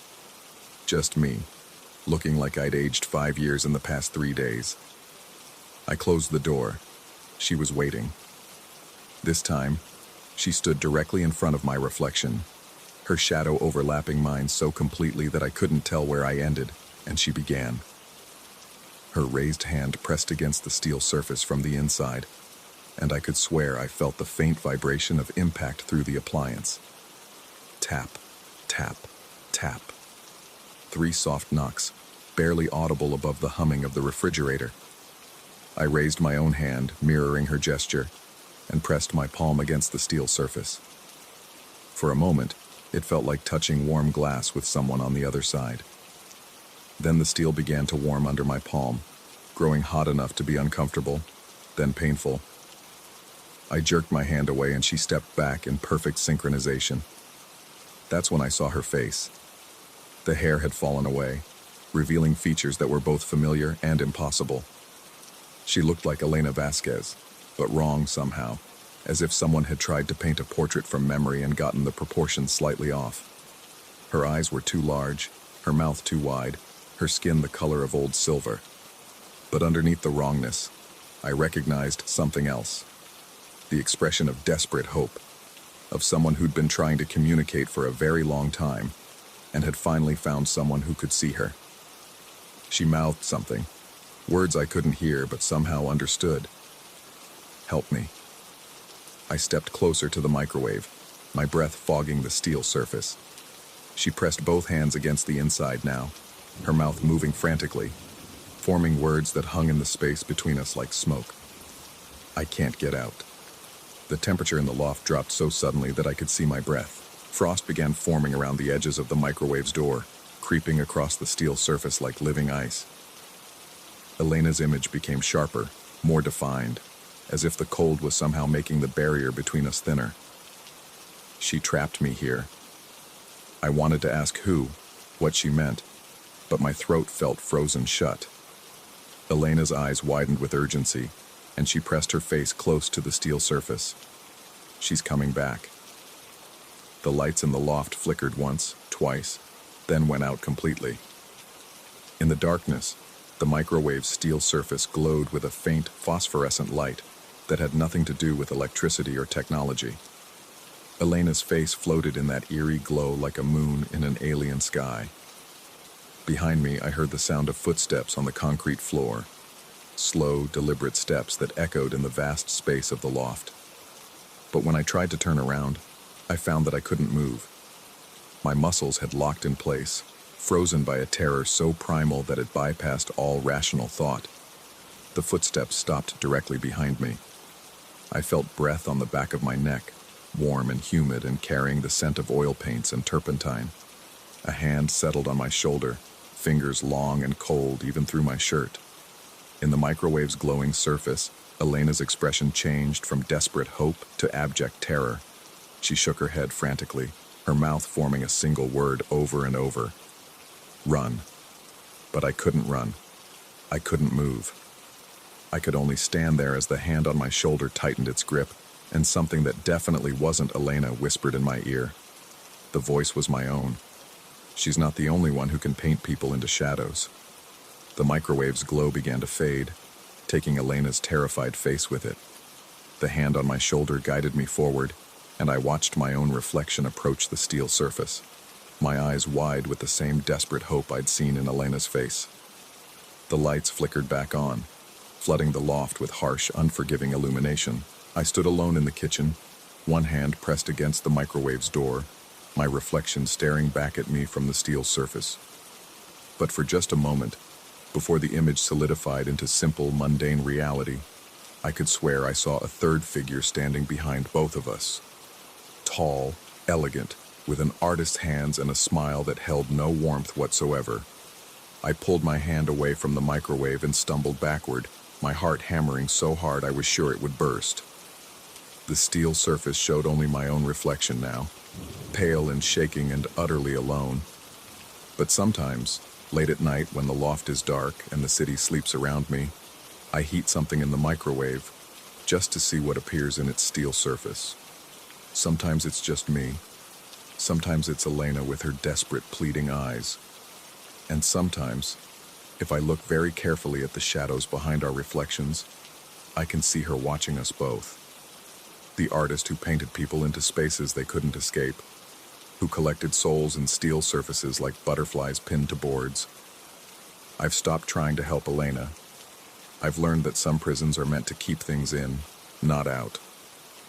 But I can't leave the loft either.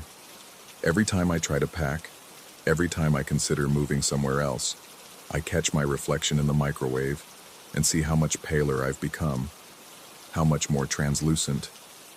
I'm beginning to understand what Elena meant when she said she couldn't get out.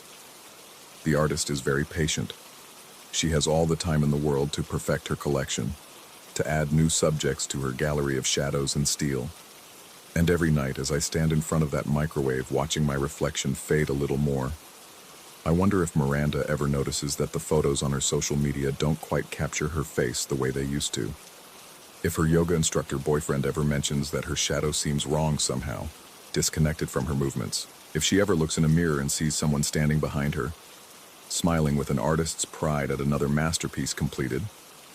The microwave beeps, pulling me back to the present. My dinner is ready, though I've lost my appetite completely. I reach for the door handle and 3 reflections reach back. Story 13. The desert doesn't lie, but it doesn't tell the truth either. I've been operating heavy machinery for 15 years, and I know the difference between a mechanical malfunction and something that shouldn't exist. What's been happening in this godforsaken stretch of Syrian sand defies both categories. My name is Marcus Chen, and I'm writing this in my logbook because protocol demands documentation of all anomalous events. What I'm documenting shouldn't be possible. The winds started 3 days ago, not outside, inside.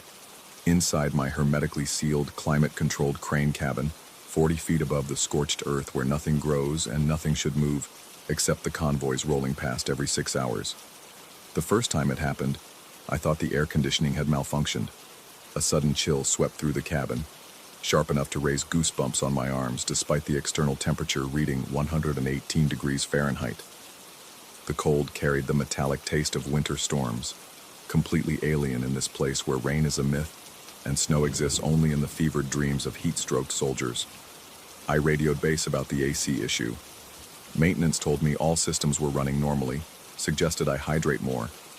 Standard operating procedure for complaints from crane operators who spend 10 hours a day baking in steel boxes under the relentless Middle Eastern sun. But the winds weren't coming from the vents. They seemed to originate from nowhere and everywhere simultaneously, sweeping through the sealed cabin like invisible fingers, searching for something. The air moved with purpose, carrying scents that belonged in another hemisphere. Pine needles, wet earth, the ozone smell that precedes a thunderstorm, impossible scents in a place where the last tree died decades ago, and clouds are rumors painted across a merciless blue sky. The compass started acting up during the second occurrence.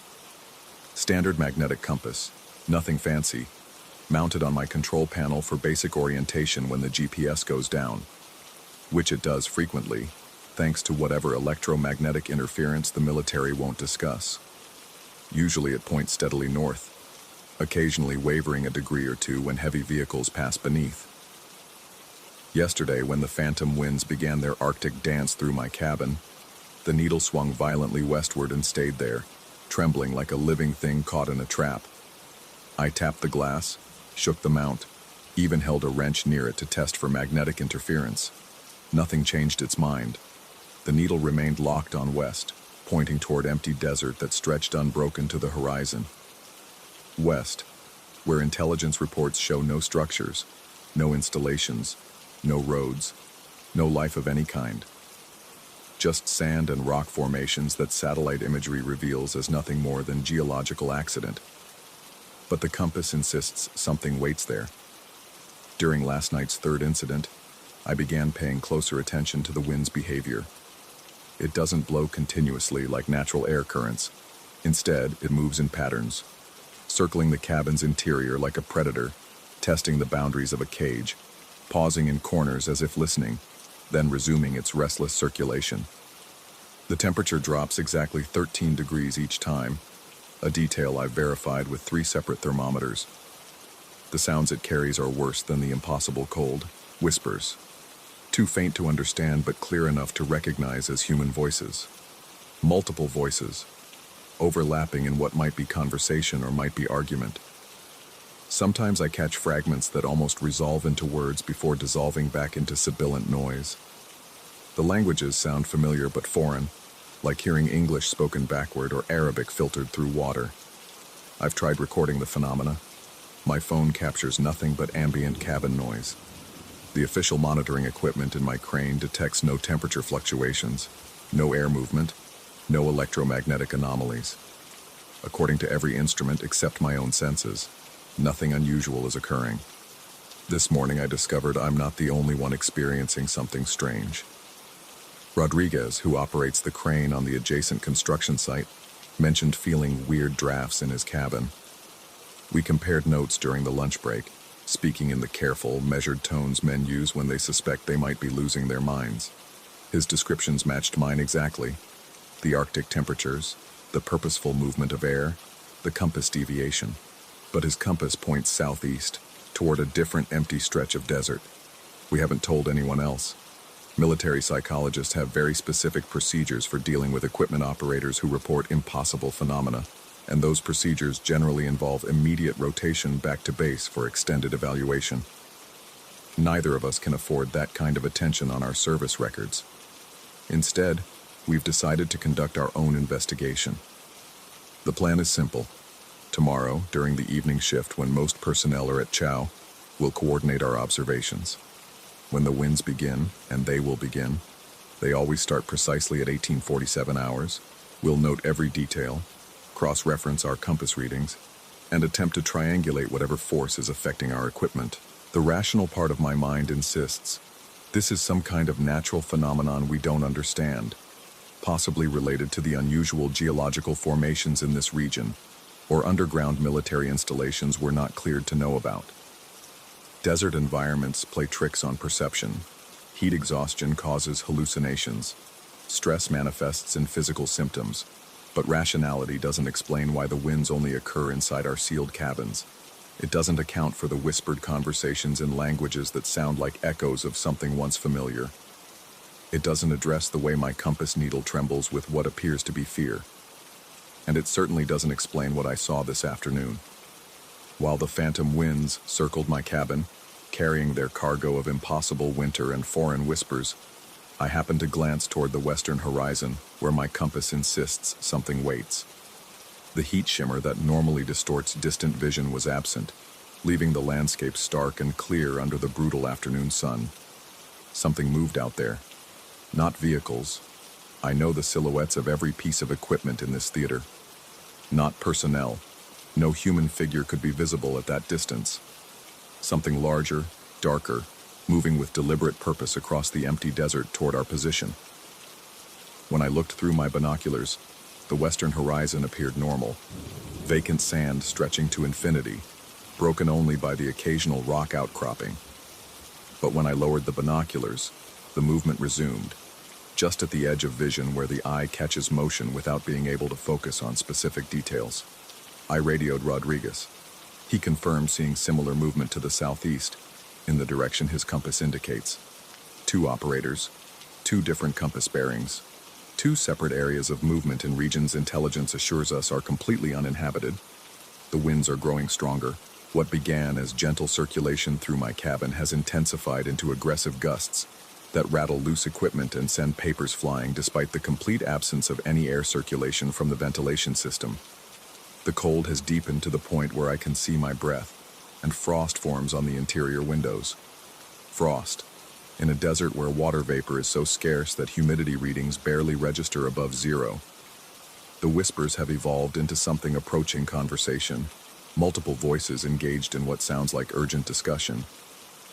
I've started recognizing recurring sound patterns that might be repeated words or phrases, but the language remains tantalizingly beyond comprehension. Sometimes the voices pause, and in those moments of silence, I have the distinct impression they're listening to something, or waiting for something. The waiting feels directed at me. Tonight, Rodriguez and I will execute our plan. We've synchronized our watches, prepared detailed observation forms, and established communication protocols that don't rely on standard radio channels. Whatever's happening here, we're going to document it properly and figure out what force is affecting our equipment. I keep telling myself it's equipment malfunction, environmental factors, psychological stress, manifesting as shared delusion.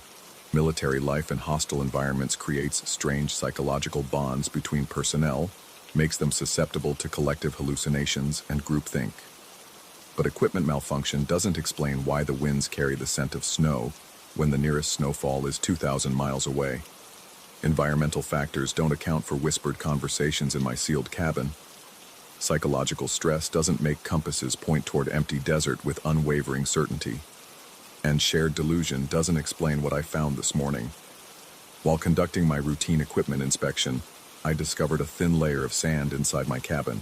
Not the fine dust that occasionally infiltrates despite the seals. Actual sand, the coarse-grained variety found in riverbeds and lake shores, completely different from the powdery desert sand surrounding our installation. The sand was arranged in patterns, not random accumulation from mechanical vibration or air circulation, but deliberate designs, concentric circles, intersecting lines, symbols that almost resembled writing in an alphabet I couldn't identify. The patterns were too precise for coincidence, too complex for natural formation. I photographed everything before the afternoon winds began and scattered the evidence. The photographs show only empty cabin floor. Even the sand samples I collected appear as ordinary desert dust when examined outside the crane. Something is happening here that exists only within the boundaries of our equipment, only during specific times, only for certain observers. Something that leaves evidence which disappears when subjected to external verification. The horizon shows movement again, closer this time. Rodriguez reports similar observations from his position. Whatever approaches us from the empty desert is coordinating its advance, timing its movements to coincide with the phantom winds and whispered conversations that fill our isolated cabins.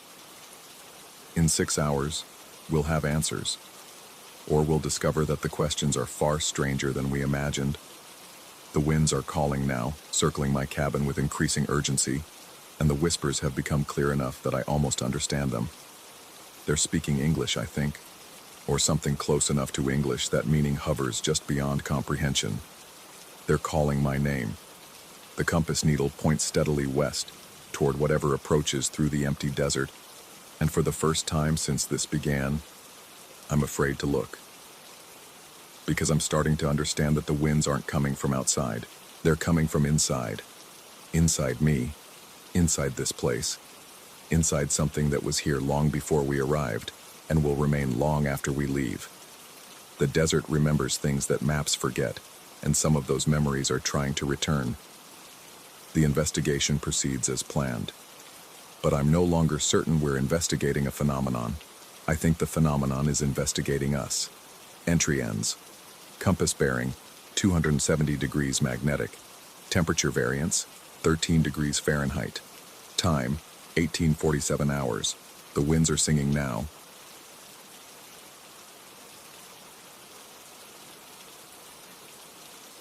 Story 14.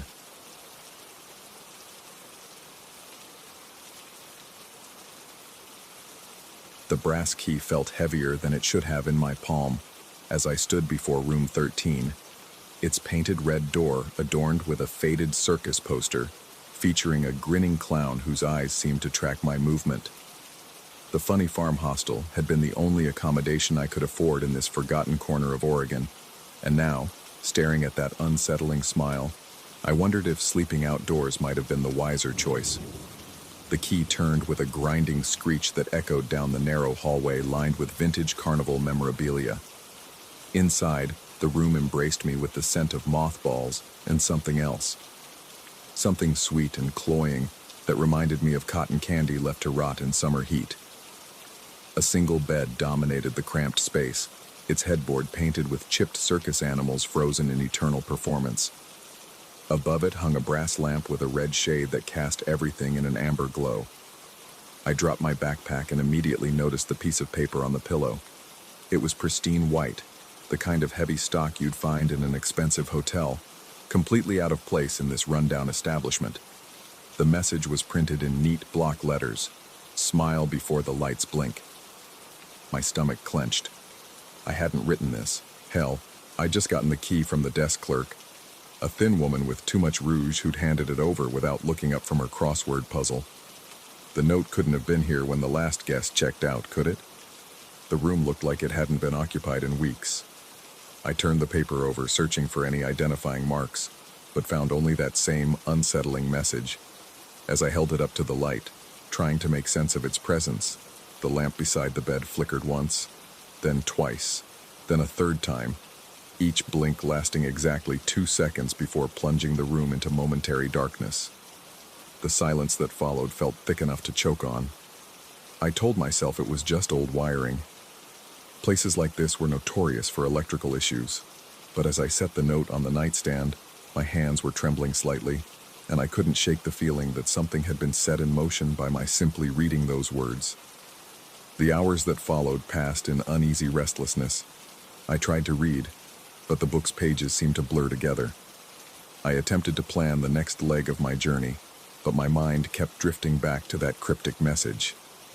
Every sound in the building, the creak of floorboards above, the distant hum of ancient plumbing, the whisper of wind through poorly sealed windows, seemed amplified, loaded with significance I couldn't decipher.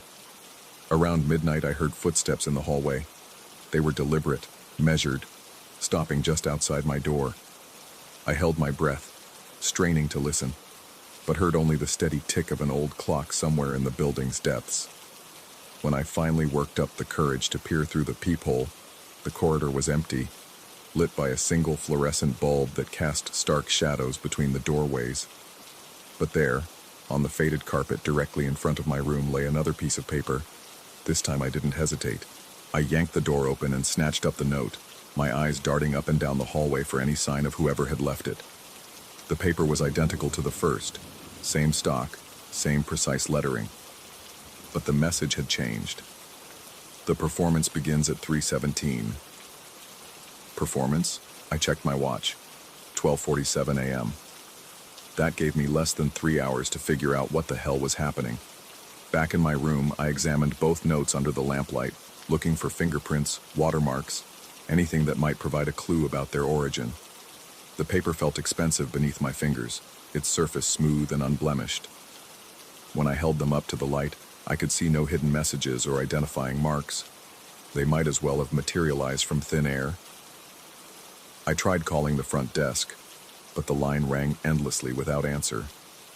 The silence on the other end felt more ominous than a busy signal would have.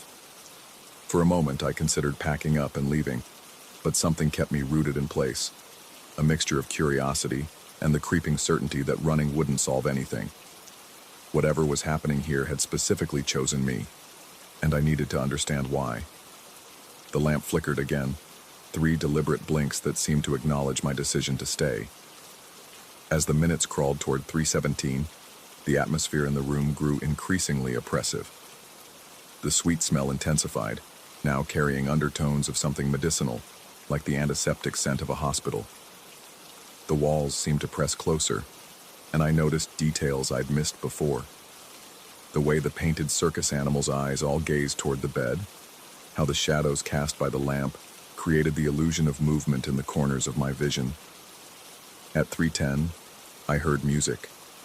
It drifted through the walls like smoke, a tinny carousel melody that seemed to emanate from the building's very bones. The tune was familiar, yet wrong somehow, as if played backward, or in a minor key that transformed childhood wonder into something far more sinister.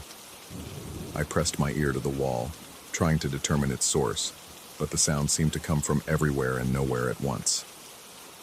3:15. The music grew louder, joined by what sounded like distant applause, the kind of enthusiastic clapping you'd hear at a live performance. But there was something mechanical about it, too rhythmic, too perfect, like a recording played on an endless loop. 3:16. I found myself standing in the center of the room, both notes clutched in my sweating palms, staring at the second hand of my watch as it swept toward the appointed moment. The lamp's glow seemed to pulse in time with my heartbeat, casting my shadow in multiple directions across the walls. 3:17. The lights went out completely. In the absolute darkness that followed, I heard the sound of shuffling feet, as if an entire audience was rising from their seats in unison. The applause grew thunderous, echoing from directions that shouldn't exist in a simple hostel room. I fumbled for my phone's flashlight, but when the white LED beam cut through the darkness, I saw something that made my blood freeze. The walls had changed. Where before there had been faded wallpaper and carnival posters, now stretched an enormous circus tent, its red and white stripes rising up into shadows that my light couldn't penetrate. The bed remained, but it now sat in the center of what appeared to be a performance ring, surrounded by bleachers filled with indistinct figures whose faces I couldn't quite make out in the dim glow. I blinked hard, shaking my head, certain I was hallucinating from stress or bad food. But when I opened my eyes, the scene remained unchanged. The air tasted different now, thick with sawdust and the metallic tang of fear. From somewhere high above came the sound of trapeze artists moving through the air, their equipment creaking rhythmically as they swung back and forth. A spotlight suddenly blazed to life, its beam centered directly on me. The applause died instantly, replaced by an expectant silence that pressed against my eardrums like deep water. I stood frozen in that circle of harsh white light, acutely aware that hundreds of eyes were watching my every movement. My phone's flashlight seemed pathetic now, a weak candle flame against the overwhelming darkness surrounding the performance area. That's when I noticed the figure standing just outside the spotlight's reach. It was tall and thin, dressed in a classic clown costume that had seen better days. The white face paint was cracked and yellowed, the red smile grotesquely oversized, stretching nearly to the creature's ears. But it was the eyes that held my attention. They were my eyes, exactly my eyes, staring back at me with an expression of infinite sadness. The clown raised one gloved hand and pointed at me, then at its own painted smile. The gesture was unmistakable. Smile. I felt my facial muscles contract involuntarily, pulling my lips upward in a rictus grin that felt nothing like happiness. The moment my smile formed, the audience erupted in fresh applause, their enthusiasm bordering on hysteria. The clown nodded approvingly and began to circle the ring, its oversized shoes making wet slapping sounds against the sawdust-covered ground. As it moved, I realized this wasn't just any clown. It was me, or some twisted version of me. Same height, same build, even the same scar on the left hand from a childhood accident. The only differences were the costume and that painted smile that never wavered, never showed the terror I knew was reflected in those familiar eyes. The applause gradually faded, and I heard a voice that sounded like mine but wasn't quite right, as if played through a radio with poor reception. It spoke the words I somehow knew it would say, "Welcome to the show that never ends." The spotlight dimmed slightly, and I could see more of the audience now. They were all clowns. Dozens of them, maybe hundreds, each one wearing a different version of my face beneath their garish makeup. Some had exaggerated frowns, others wore expressions of surprise or confusion, but they all shared my features, my bone structure, my eyes. And they were all watching me with the hungry anticipation of predators studying their prey. The ring began to rotate slowly, like a massive lazy Susan, and I found myself moving without conscious volition. My feet remained planted firmly on the ground, but the floor beneath me turned with mechanical precision. As I spun, I caught glimpses of the different acts taking place around the ring's perimeter.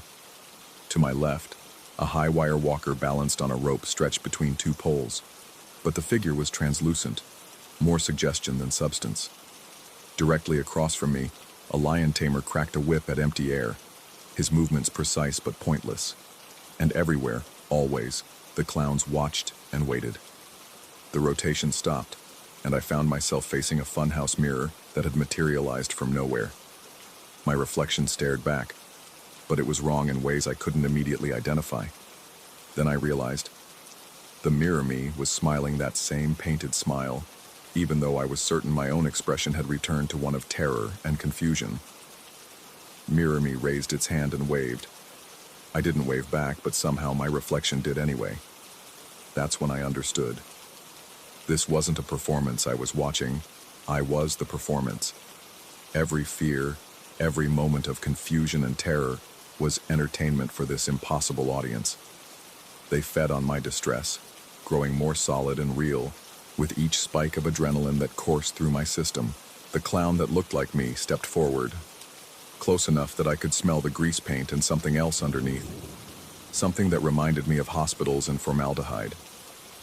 When it spoke again, its voice was clearer now, unmistakably my own, but stripped of all warmth and humanity. "You've been such a wonderful audience," it said, addressing not me but the bleachers full of watchers. "But every show must have an encore." It pulled out a piece of paper, the same pristine white stock as the notes I'd found, and held it up for me to see. This one contained a single word: again. The spotlight began to dim, and I felt the circus tent dissolving around me like sugar in rain. The bleachers faded first, their occupants becoming transparent before disappearing entirely. The high ceiling collapsed inward, becoming flat and low once more. The sawdust underfoot transformed back into threadbare carpet, but the clown remained. It stood in my hostel room, impossible but undeniably present, still wearing my face beneath that grotesque smile. As the last of the circus atmosphere faded away, it reached into its pocket and pulled out another note. This one it placed gently on my pillow before stepping backward into the shadows cast by the brass lamp. "See you tomorrow night. it whispered, and then it was gone. I lunged for the light switch, flooding the room with harsh fluorescent illumination. Everything appeared exactly as it had when I'd first entered. The painted headboard, the old carpet, the faded wallpaper.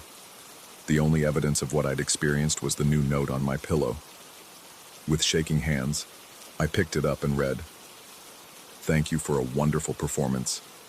Same time tomorrow." I checked my watch. 3:18 a.m. I should have left then. Should have grabbed my backpack and run into the night, putting as much distance as possible between myself and that cursed hostel. Instead, I found myself sitting on the edge of the bed, staring at the note and trying to process what had happened. Had I hallucinated the entire thing? Was I suffering some kind of breakdown brought on by months of solitary travel and poor nutrition? The rational part of my mind insisted that had to be the explanation. Circus tents don't appear in hostel rooms. Clowns wearing your face don't materialize from thin air. These things simply don't happen in the real world. But the note was real.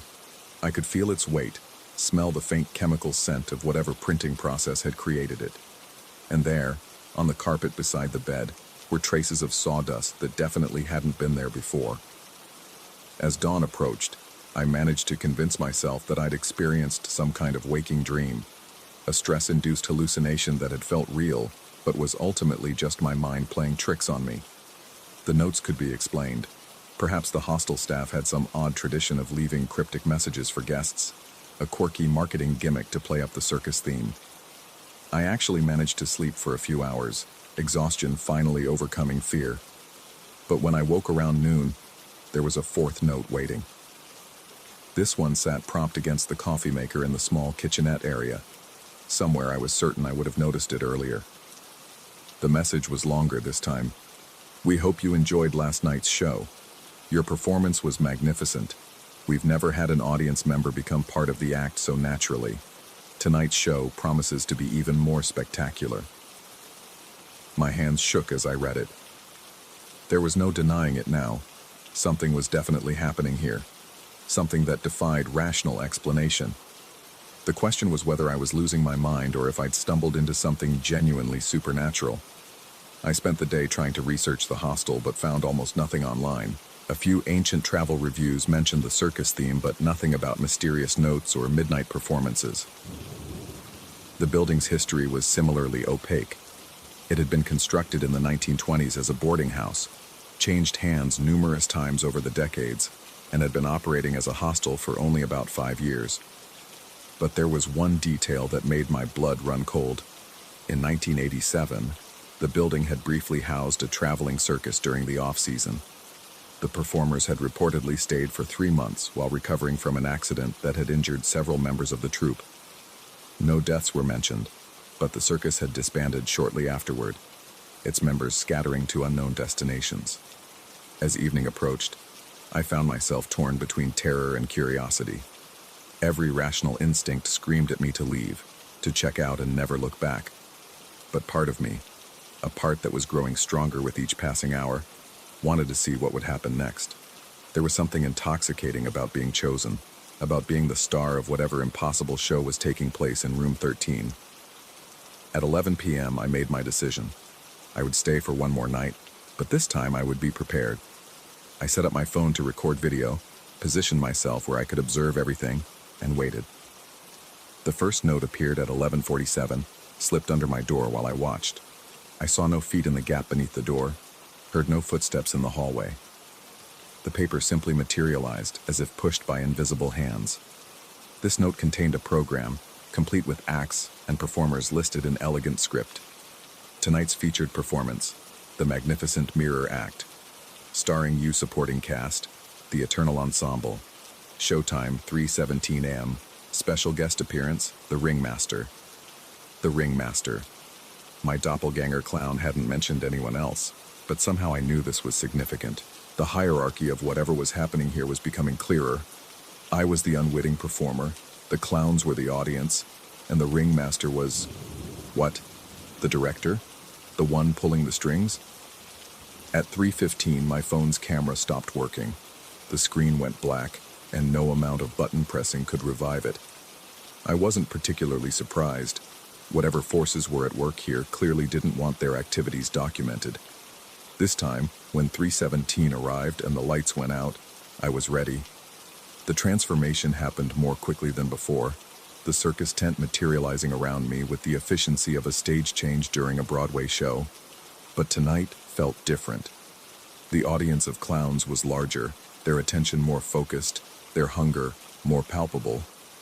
And there, standing on a platform that definitely hadn't been part of last night's setup, was a figure I knew had to be the ringmaster. Unlike the others, this one didn't wear my face. Instead, it was completely featureless beneath its tall black hat, as if someone had stretched skin over a skull and forgotten to add the details. When it spoke, its voice seemed to come from everywhere at once, a sound like wind through empty spaces. "Ladies and gentlemen," it announced to the assembled clowns, "tonight we witness the final transformation. Our dear performer has shown such dedication, such natural talent, that we have decided to extend a permanent invitation to join our troupe."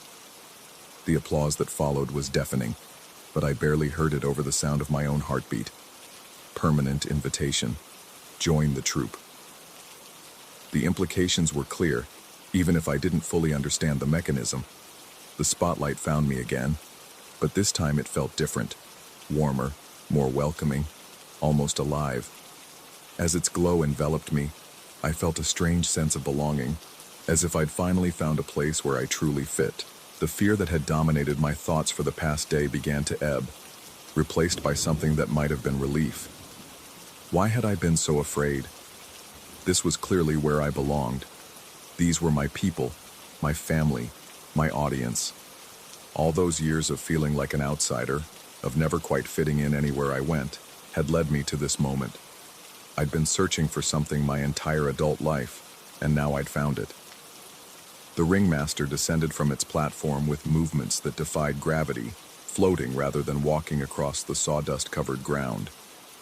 As it approached, I felt my facial muscles beginning to change, my expression shifting without conscious direction.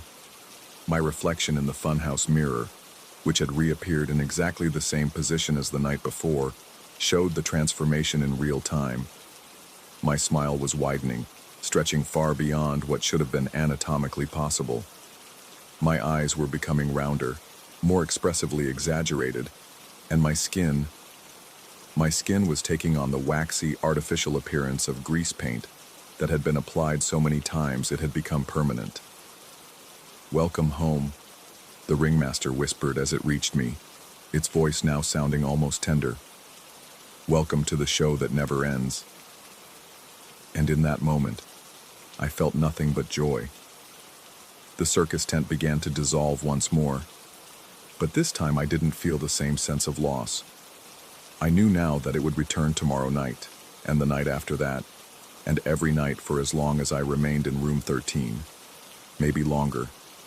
The details seemed unimportant compared to the overwhelming sense of purpose that filled me. As my hostel room materialized around me, I noticed that something fundamental had changed. The painted circus animals on the headboard were looking at me differently now, with recognition rather than the blank stare of mere decoration. The lamp's amber glow seemed warmer, more welcoming. Even the mothball smell had transformed into something sweeter, more appealing. On my pillow sat the final note, but I knew what it would say before I read it. "Congratulations on joining the family. Your room is available for as long as you need it." I'm writing this account 3 weeks later, though time has become somewhat fluid here. The performances continue every night, and each one is more spectacular than the last. I've discovered talents I never knew I possessed, an ability to contort my body in ways that shouldn't be possible, a gift for physical comedy that brings howls of laughter from my audience, a natural stage presence that makes every moment under the spotlight feel like coming alive. During the days, I venture out occasionally, but I always return by evening. Room 13 has become more than just accommodation. It's home in a way nowhere else has ever been. The front desk clerk, whose name I've learned is Meredith, always greets me with a knowing smile that suggests she understands exactly what I've become part of.